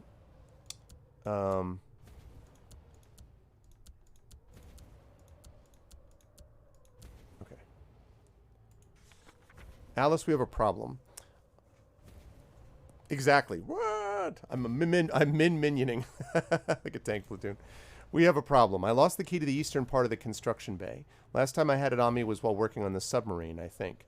Neurotic Mannheim called up the whole crew. You know, double time it, ladies, or else. Being there on time is a question of life and death with him, so I dropped everything and just ran. Anyway, as soon as you can, please check around the sub to see if you can find it. You'd save my hide, thank you. Victor Baskerfield, Maintenance Unit. This shows you how many notes there are, by the way, with these things. Like we've got Mannheim is 2 out of 2. James Kroll 1 out of 4. Laura Reich 1 out of 9. Marcus Reich 1 out of 6. Henry Brunkav 2 out of 4. Harlan Stagg 1 out of 8. 1 out of 6. 1 out of 8. So there's a lot, obviously, to find here. Liking that helm. And this is a breakable wall.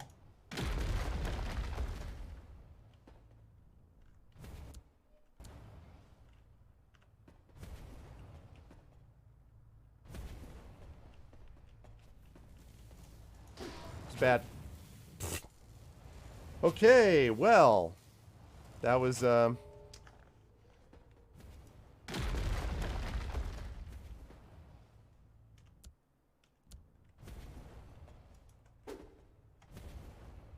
I shoot this? Oh. I didn't know I could do that. I didn't know. I thought the pipe was... Darn it. Well, that's obnoxious.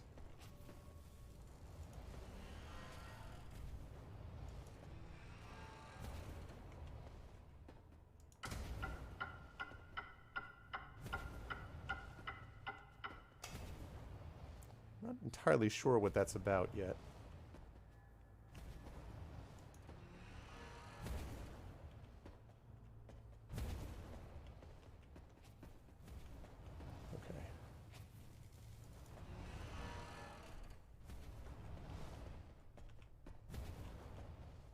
I can't pull it. That's unfortunate. Okay, well. Okay. Alright, I got it. So.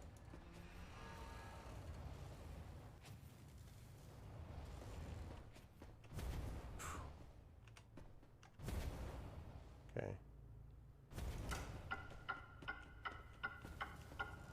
Oh no!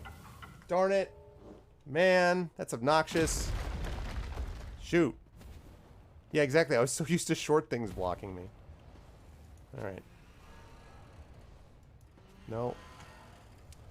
Pull it back. Do it again. Alright, so I have to hit this. Now there is... I could use time stop mode here, but... push it real good.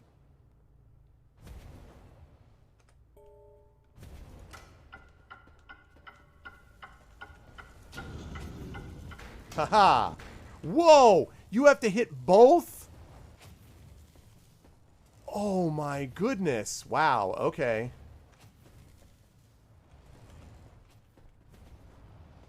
Wow. Holy crap. Okay.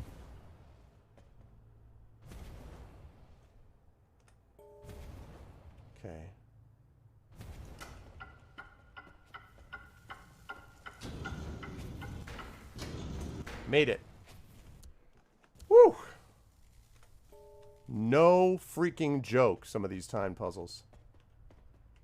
And I did it without having to do pause mode.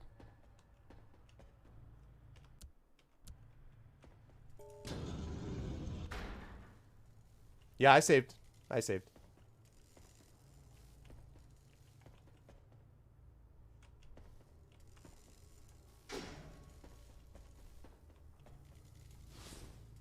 An energy upgrade. When consumed, permanently increases your energy. Yes, please. Okay. Supreme Bureau, the perfect machine. I love this sort of like vaguely, like the communist sort of. Whoa, boy. Okay, okay. All right, it's time to actually give up some of our old stuff, chat. We have a cadet pistol. That is considerably better than our old pistol. So we have a footman pistol, we have a cadet pistol. So, all right. First of all, we have an iron sword. Iron sword means we can get rid of our current sword. Our rusty sword did 11 damage and 35% damage to organics. This does 16 damage. This was a 0.3, 1.6, so it's just more damage, so that's good. Lovely. All right, so you go there. This iron dagger is going to be faster than this rusty dagger. So we're going to put that up there. And then we have a recruit mace or a regular mace. Okay, let's get rid of the recruit mace.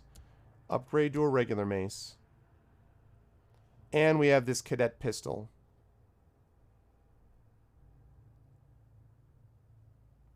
Which is going to be better than the footman pistol.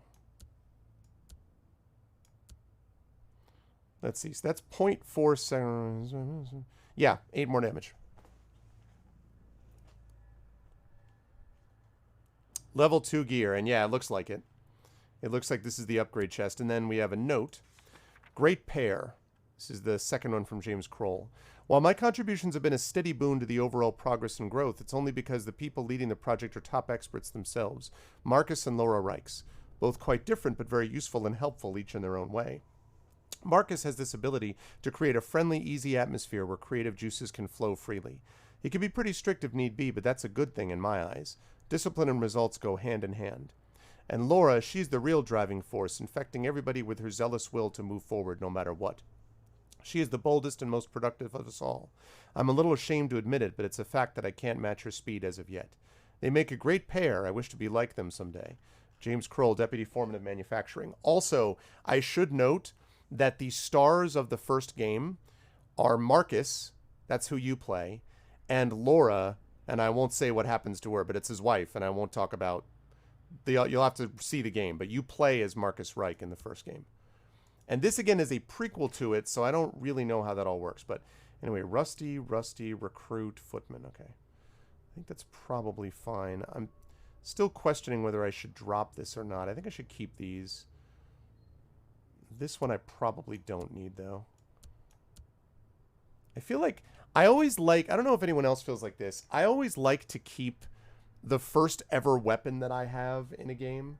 Like, I always like, because I'm always just like, I don't know, you know, like, the wrench, it was the first thing, you know, the first thing that made it possible for me to survive this crazy world. So that's usually the last thing I'll ditch. If I have to ditch it, I will, but... So, here are my primary attributes. Dual wield damage, so plus 50% critical damage modifier, plus 40% weapon damage. I have this with my evasion of 18, shield block 30%. Minion damage plus 20, minion lifetime plus 2.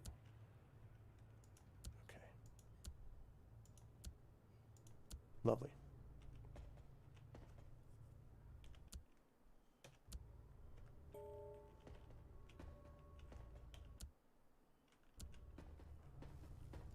Oh, God. This guy. Okay, so this guy...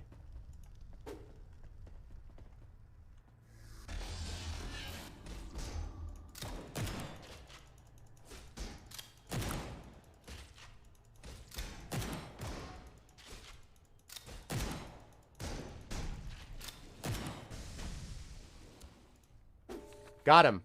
That guy is one of the big enemies in the first one. And he could be a problem because if you get close to him, he basically kicks you away. But that, however, is nicer. That rifle.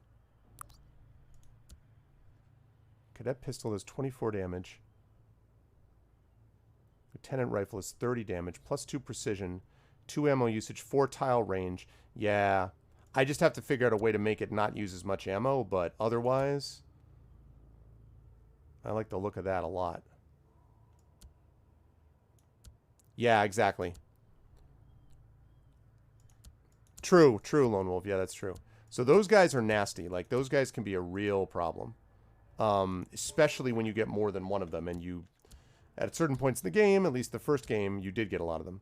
Rifles are precise long-range weapons of brutal firepower, but are slow to reload and fire. They require ammo to fire. Okay. And what about Assault Guardian? The Assault Guardian has a powerful range attack dealing solid physical damage with his rifle. When you get too close, he can kick you away to stay safe and utilize his range advantage. Don't stand in front of him, as the kick followed by a blast of his rifle are quite punishing. Employ a hit-and-run tactic or use ranged arsenal yourself. Assault Guardians are the backbone of the Supreme Bureau's peacekeeping forces. The ones seen in the arcs have been altered to mindlessly follow their controller. Incidentally, I have already seen the value of that minion, because I don't know if everybody noticed it, but I'm able to fire over the head of that minion without hurting him. So I put the minion out there, and for 12 seconds, he is, you know, hitting away at the guy while I'm shooting over his head. So I like that set up a lot. And I definitely am going to put more into the minions, for sure.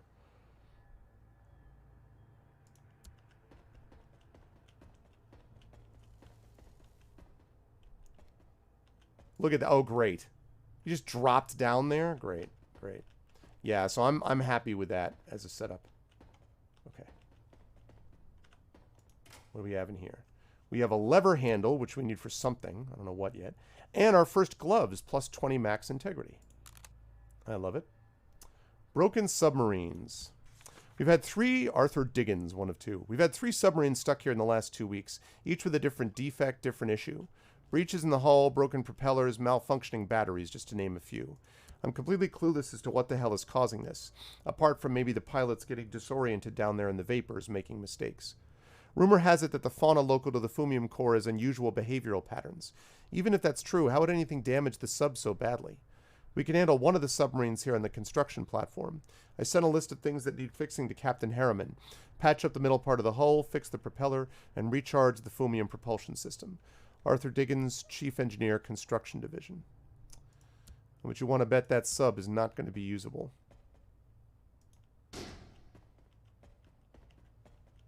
Okay. We all live within broken submarines. In the tower where I was born.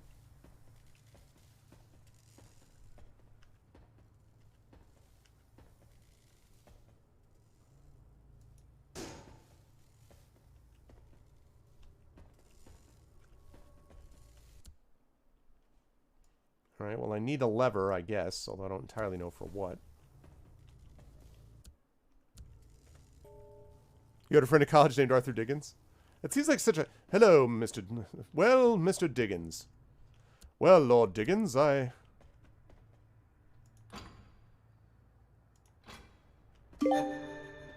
Achievement unlocked. This should power up the bay door in the central room. Ticket home. Restore power for the bay doors. Crap. Guess who? God damn it.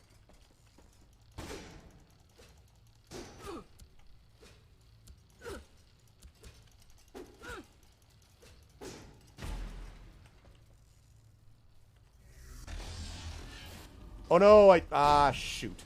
That was a mistake. I screwed that up.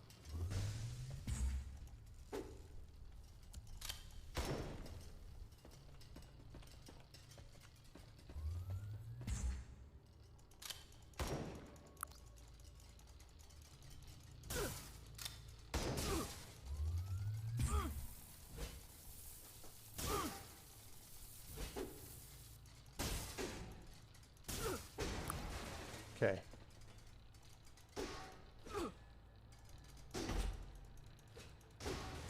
All right.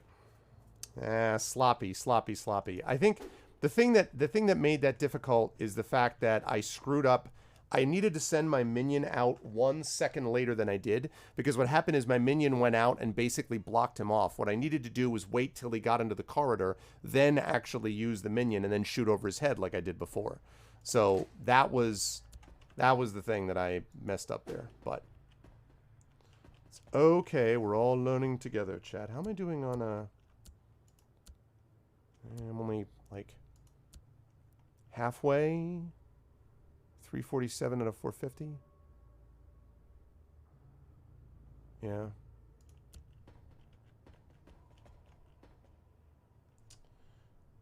We'll see. I don't know what I feel about using that or not. I may need to reload that and do a repair instead.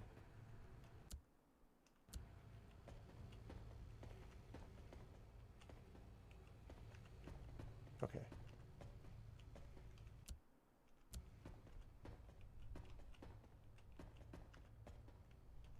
Mm-hmm. Right. Okay, so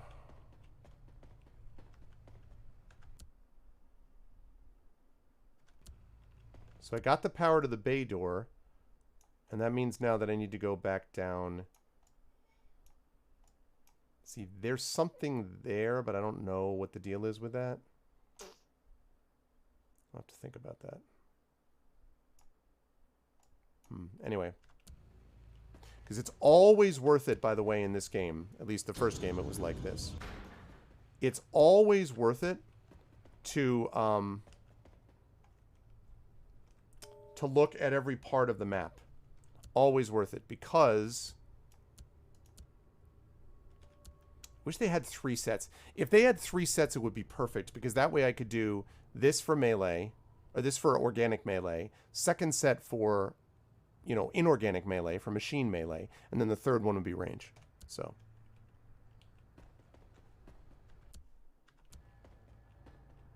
But you always want to look everywhere here, because there are any number of things. I need a key. Shoot. Thought I had that key. There are any number of things that you can find, and some of them are extremely valuable. The last time we found a secret actually gave us like some integrity and like a bunch of things. So I think I already got this, right? Yeah.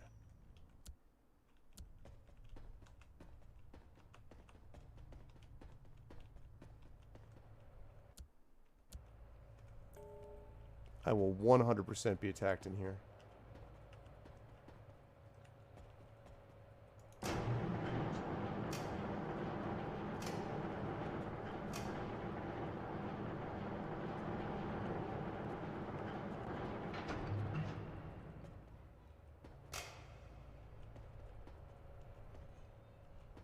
Very cool.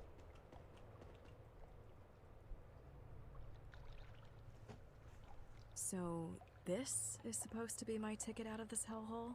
Doesn't exactly seem to be in top shape. Well, let's see if I can get this up and running somehow. The main hull is blown open. I'll need to patch it up. The propeller is missing. Hopefully I can find a replacement somewhere. The Fumium propulsion system is definitely out of juice. I'll need to fully charge it to make it to the islands.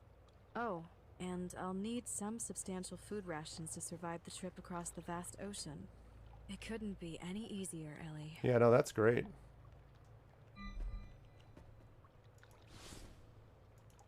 It begins with a brick, chat. It begins with a brick. Okay, submarine's plating is ruptured, so make or salvage a piece that's intact and mount it on the submarine. Find a working propeller and mount it on the submarine. Charge the submarine and obtain food rations.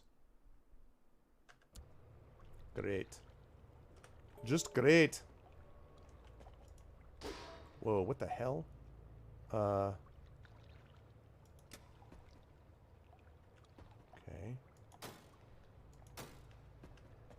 Need keys for those. Fumium propulsion system. The system should always be fully charged before the submarine leaves the bay. The plating's ruptured. I'll need to weld in a piece that's intact. Yeah, just slap some Bondo on it. Okay. Ambush time. Coming up any second.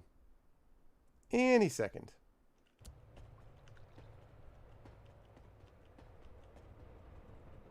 I have a silver key.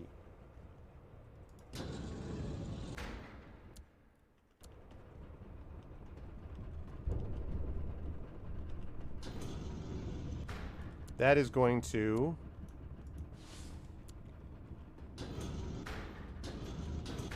Wait, what?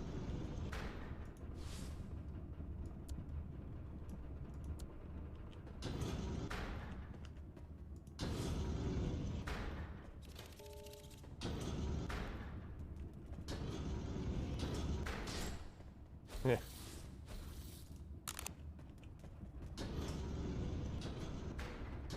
Here, come here.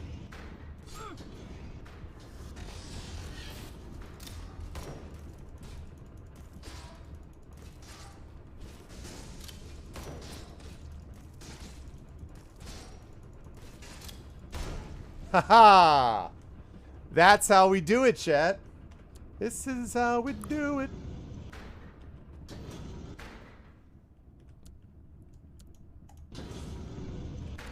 There we go. I am always, in this game, I am suspicious all the time. Everything. Yeah, I'm loving the minion. I actually really am liking the minion a lot. I need a key. I don't have a rusty key.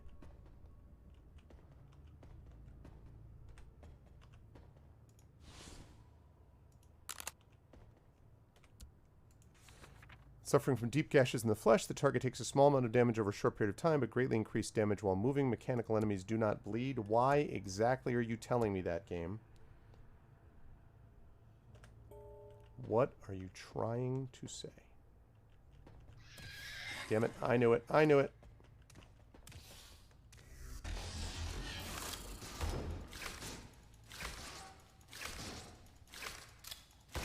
There's a long cooldown on these rifles.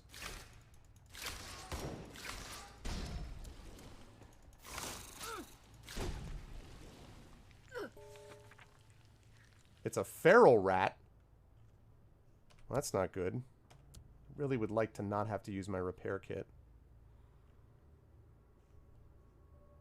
A feral rat, huh?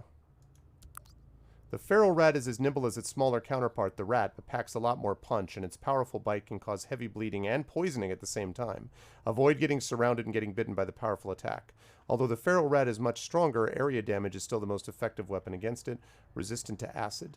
A strain of more robust and aggressive rats that has quickly evolved since the failed experiment on ordinary lab rats. Okay. Minion still was real solid there, but...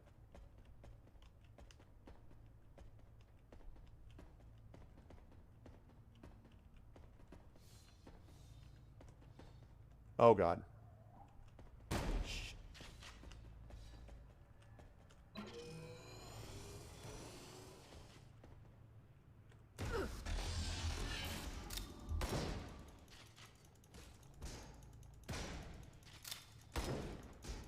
Keeps shooting the...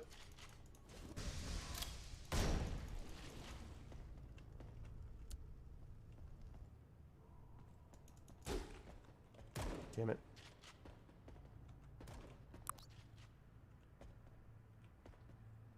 Come on, big guy. Ha-ha! Minion magic. And I got your ammo back, too. Hey, listen. My minion died so that I might live. And I will not forget it.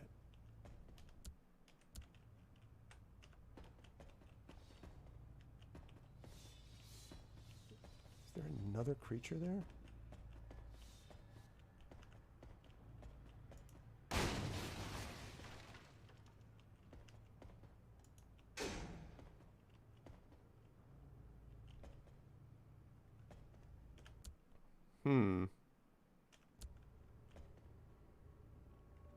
I wonder if there's a...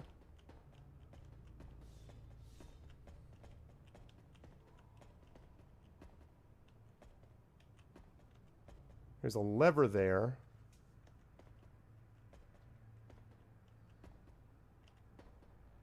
But I don't see any...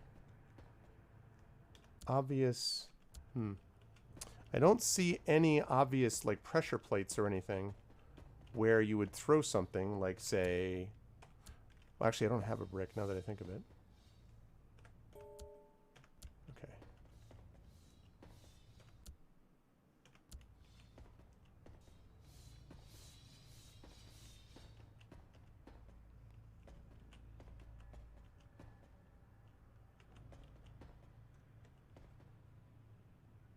Looking to see if I'm missing anything on this wall. Yeah, I may not have what I need yet for that.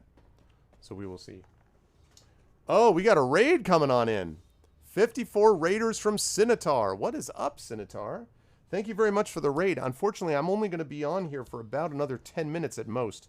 I'm going to go a little longer. I can go a little longer, but not much because I have things that I have to, unfortunately, tend to. Oh, I see how to do this. Okay, so I got to go around. Welcome in, everybody. Get your hands up. It's a raid. Thank you, Sinitar, very much. Welcome, everybody. My name is Arvin Elleron. This is GOG.com's Twitch channel. This is our show, Pen and Pixels, that I do here every Tuesday, 4 to 7 p.m. Eastern, focusing on story and narrative in games. And this is the almost done release stream of Vaporum Lockdown, which is the prequel, I guess, the second game in the Vaporum series from Fat Boy Studios. It's either Fat Boy or Fat Bot. I never get that right.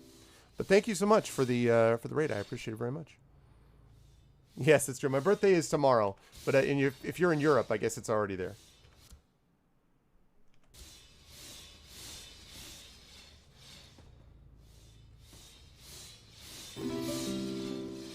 I need to get that pushed down some way, which means I probably have to go this way.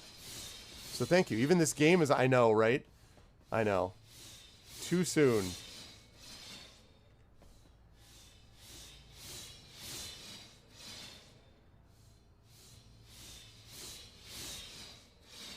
Okay.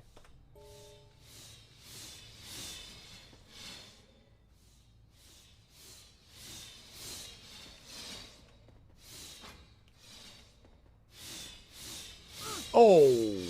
Ow. Okay. So that just pauses it, I guess?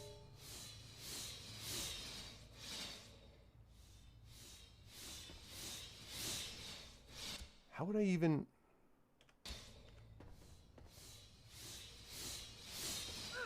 Oh, shoot. Come on.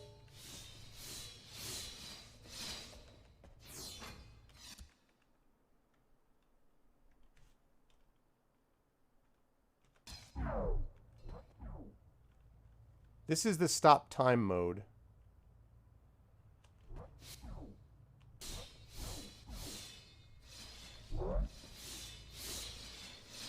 Which was helpful there.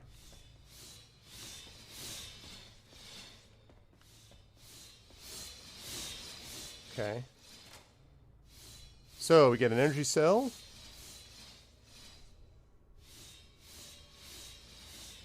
Floor is looking sharp. I see what you did there. Okay, I needed one of those. That's good. A basic cryo mine layer. Places a cryo mine in front of you for a limited time. When touched by an enemy, mine explodes, deals elemental damage, applies a frost effect for a period of time.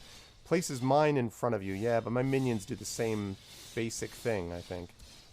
I mean, I shouldn't say that. My minions would occupy the same space I would want those things to occupy. If it lasted longer, I could see it, but...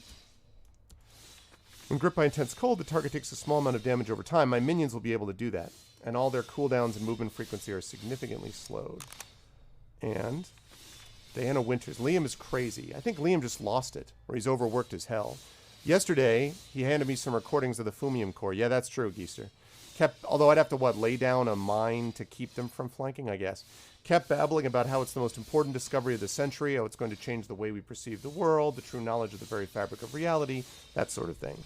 He said I was too blind and deaf to know the truth, but he knows it all thanks to the song the Fumium Core sings to him.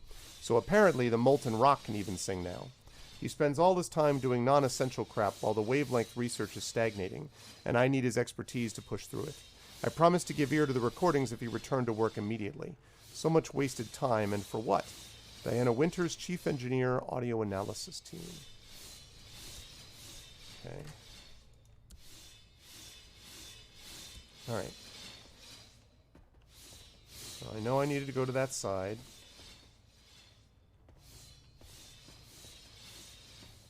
Okay.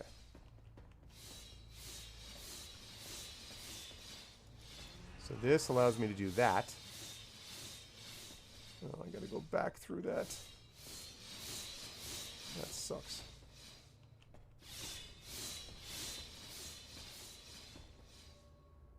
Yeah. Yep.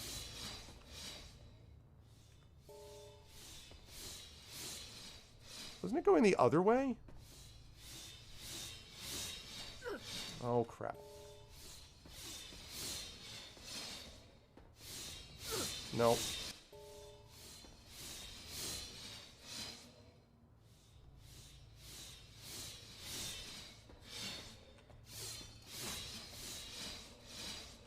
Okay. Didn't even need the slow time there. Did not even need the slow time. Okay, so now I can move this thing. And yes, this is just released this game. It is $18, so it's cheap. Comparatively speaking, anyway, it's cheap. And so I think that's right. I really hope it'll let me pull that back. Yeah, it should. Oh, please tell me that it didn't do that.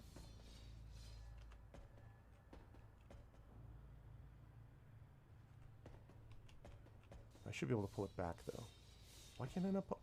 Because it's only got the thing. Oh, my gosh. Hermagerd.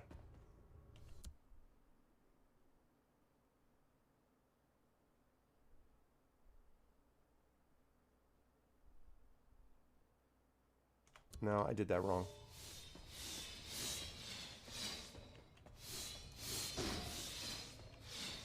Okay. So, now I got to think about this very carefully. If I move this, because I want to get it in here.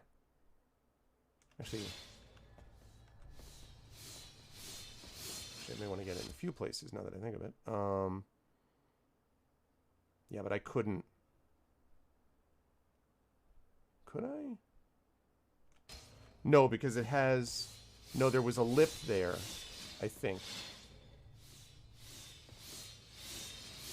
There was a lip there, I believe. Okay, so it's got to be this way.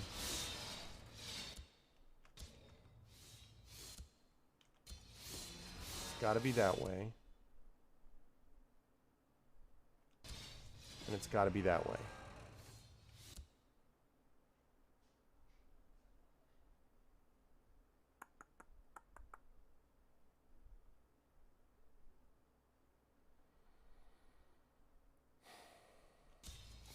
Maybe this is the only way I can do this.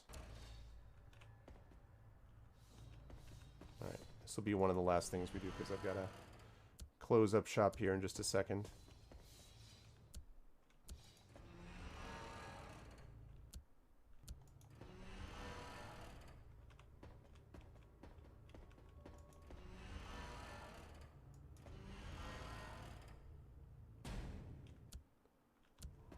And success. Yep.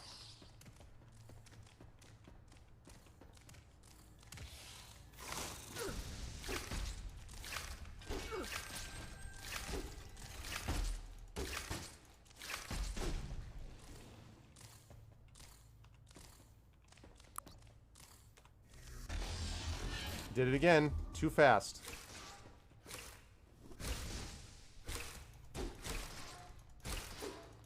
Had to wait till he got into that corridor. Worked out okay, but I've got to be less sloppy about that. Okay.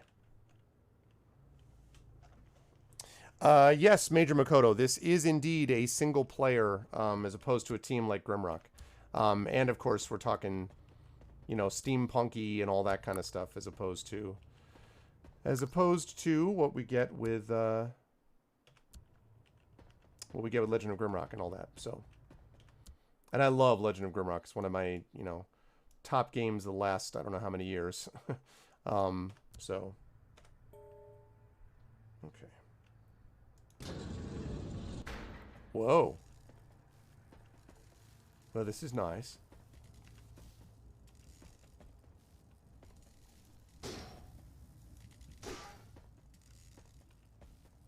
Yeah. Oh, it's great. The original... So this is a prequel. The original Vaporum came out a couple of years ago, I think. I did a search... I did a stream of it a couple of years ago. And I liked it a lot. It's not perfect, but it had a lot of good moments to it. And this is the prequel just released today. Yes, by the same people. Yep. Harriman screwed up. This is the second of Mr. Arthur Diggins. I thought Harriman was a professional, that he'd have seasoned guys pilot the subs.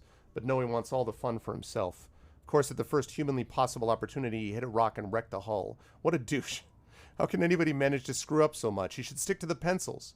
Even Reich's little daughter, Sophie, who flails around sometimes, could steer the sub better. How does the Supreme Bureau manage to produce such brilliant commanding officers? Arthur Diggins, Chief Engineer, Construction Division. Yep, just came out. It's actually available for $18. It is not expensive. Comparatively speaking, it's not expensive. And you have an opportunity to get it if you use the link that's listed on that game that Echo put up there. Ooh, it's a new shield. Nice. You have an opportunity. Give me just 1 second. Okay. You have an opportunity to get it and take a little bit of money my way without costing you anything extra. So, okay, so instead of a buckler, we have a recruit shield, an advanced shield. Passively grants a chance to block incoming direct attacks, reducing their damage, blah, blah, blah. And it reflects damage. So the other one doesn't reflect damage. This one can. So on a direct hit by enemy, 35% chance to deal 50% of incoming damage back to melee attacker. 60% or 60 max integrity instead of 30, instead of 40, and 10% resistance. Oh, I need a shield braces. What? Oh, man. I need 3 points before I can use it. Oh, man. Welp.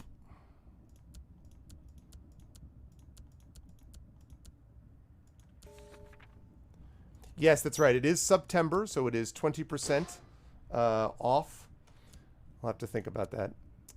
Where it's 20% off a new sub to the channel, so definitely consider that. Tankety, yeah. Advanced shield are more powerful than their lighter counterparts, also return a portion of incoming damage back onto melee attackers, but require the shield braces module in the blocking circuit to function. Yeah, but I'm working on armoring and on minions, so I don't think that's going to work. Can I break through these walls? Are there any special buttons?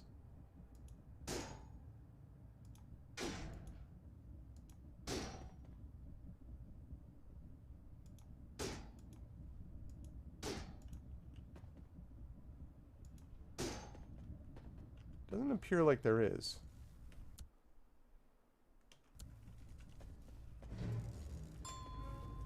Oh God, what?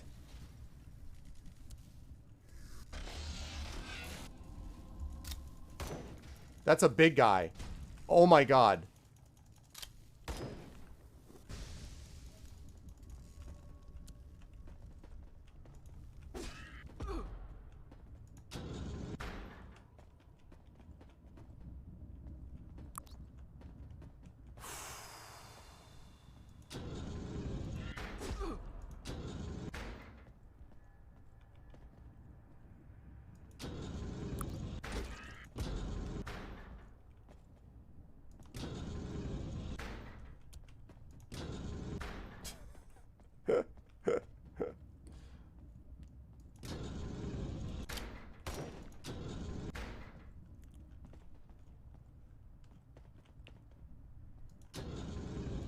Oh, no, no, no. You weren't supposed to do that. You're supposed to have moved.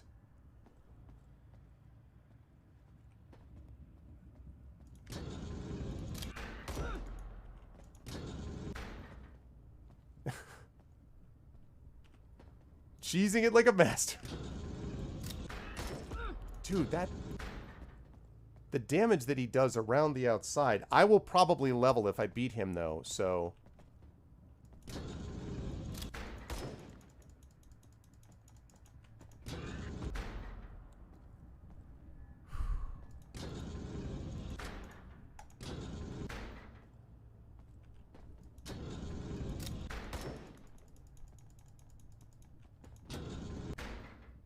That missing was unfortunate.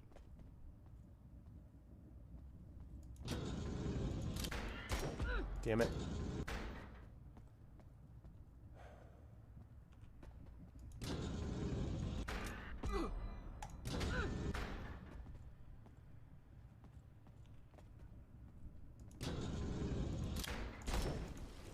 Got him.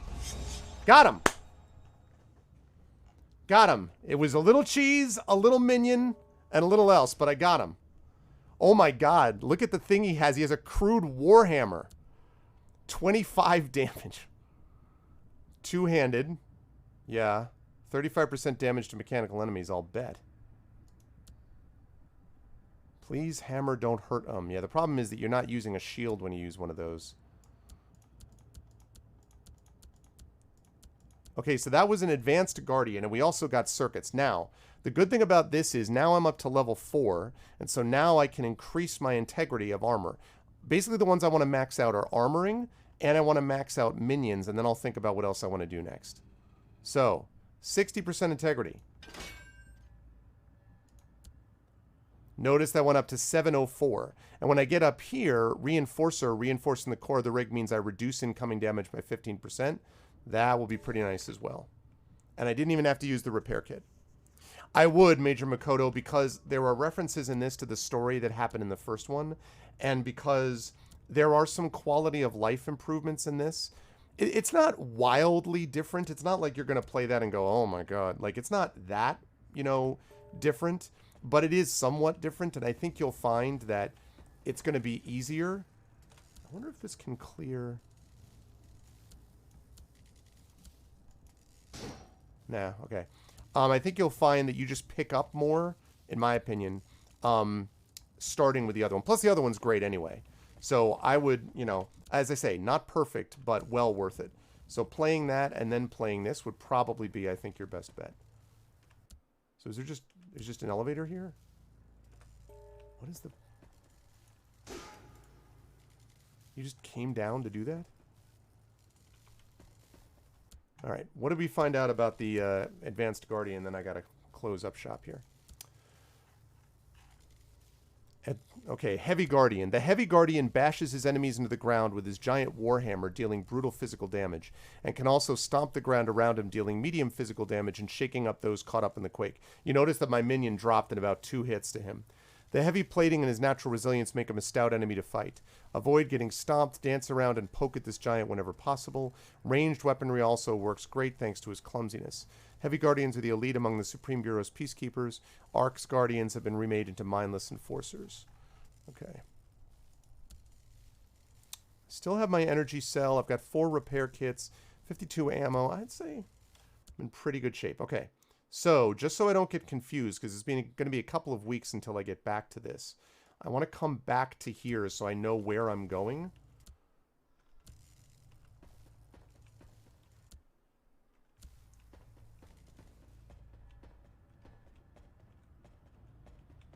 Okay.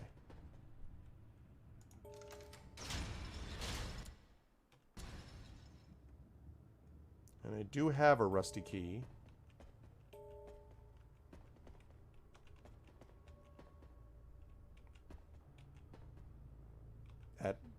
It looks pretty awesome. How do I get that?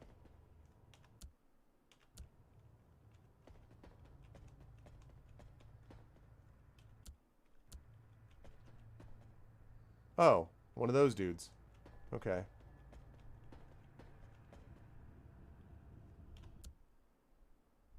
Okay. Good stuff. All right, folks. So...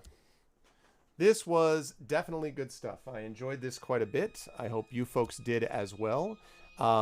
This, again, if you have not already heard me talk about this, is made by Fatbot Games. I kept mixing it up between Fatbot and Fatboy. Fatbot Games. I liked them a lot. It is available right now on GOG. You can get it through this. You can install it through GOG Galaxy. I've played through about 4% of it, it says. Well, no, I shouldn't say that. 2 hours and 50 minutes, 4% with achievements. Who knows how far in I am. But it looks like there's a lot to it, and it's not wildly different from the first one. It's more of that, but I liked that, and so I think that's a good, you know, kind of combination to use. Give me a second here whilst I shut that down.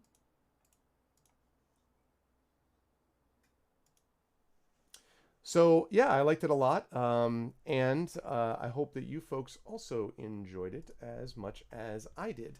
As I noticed, my light is out.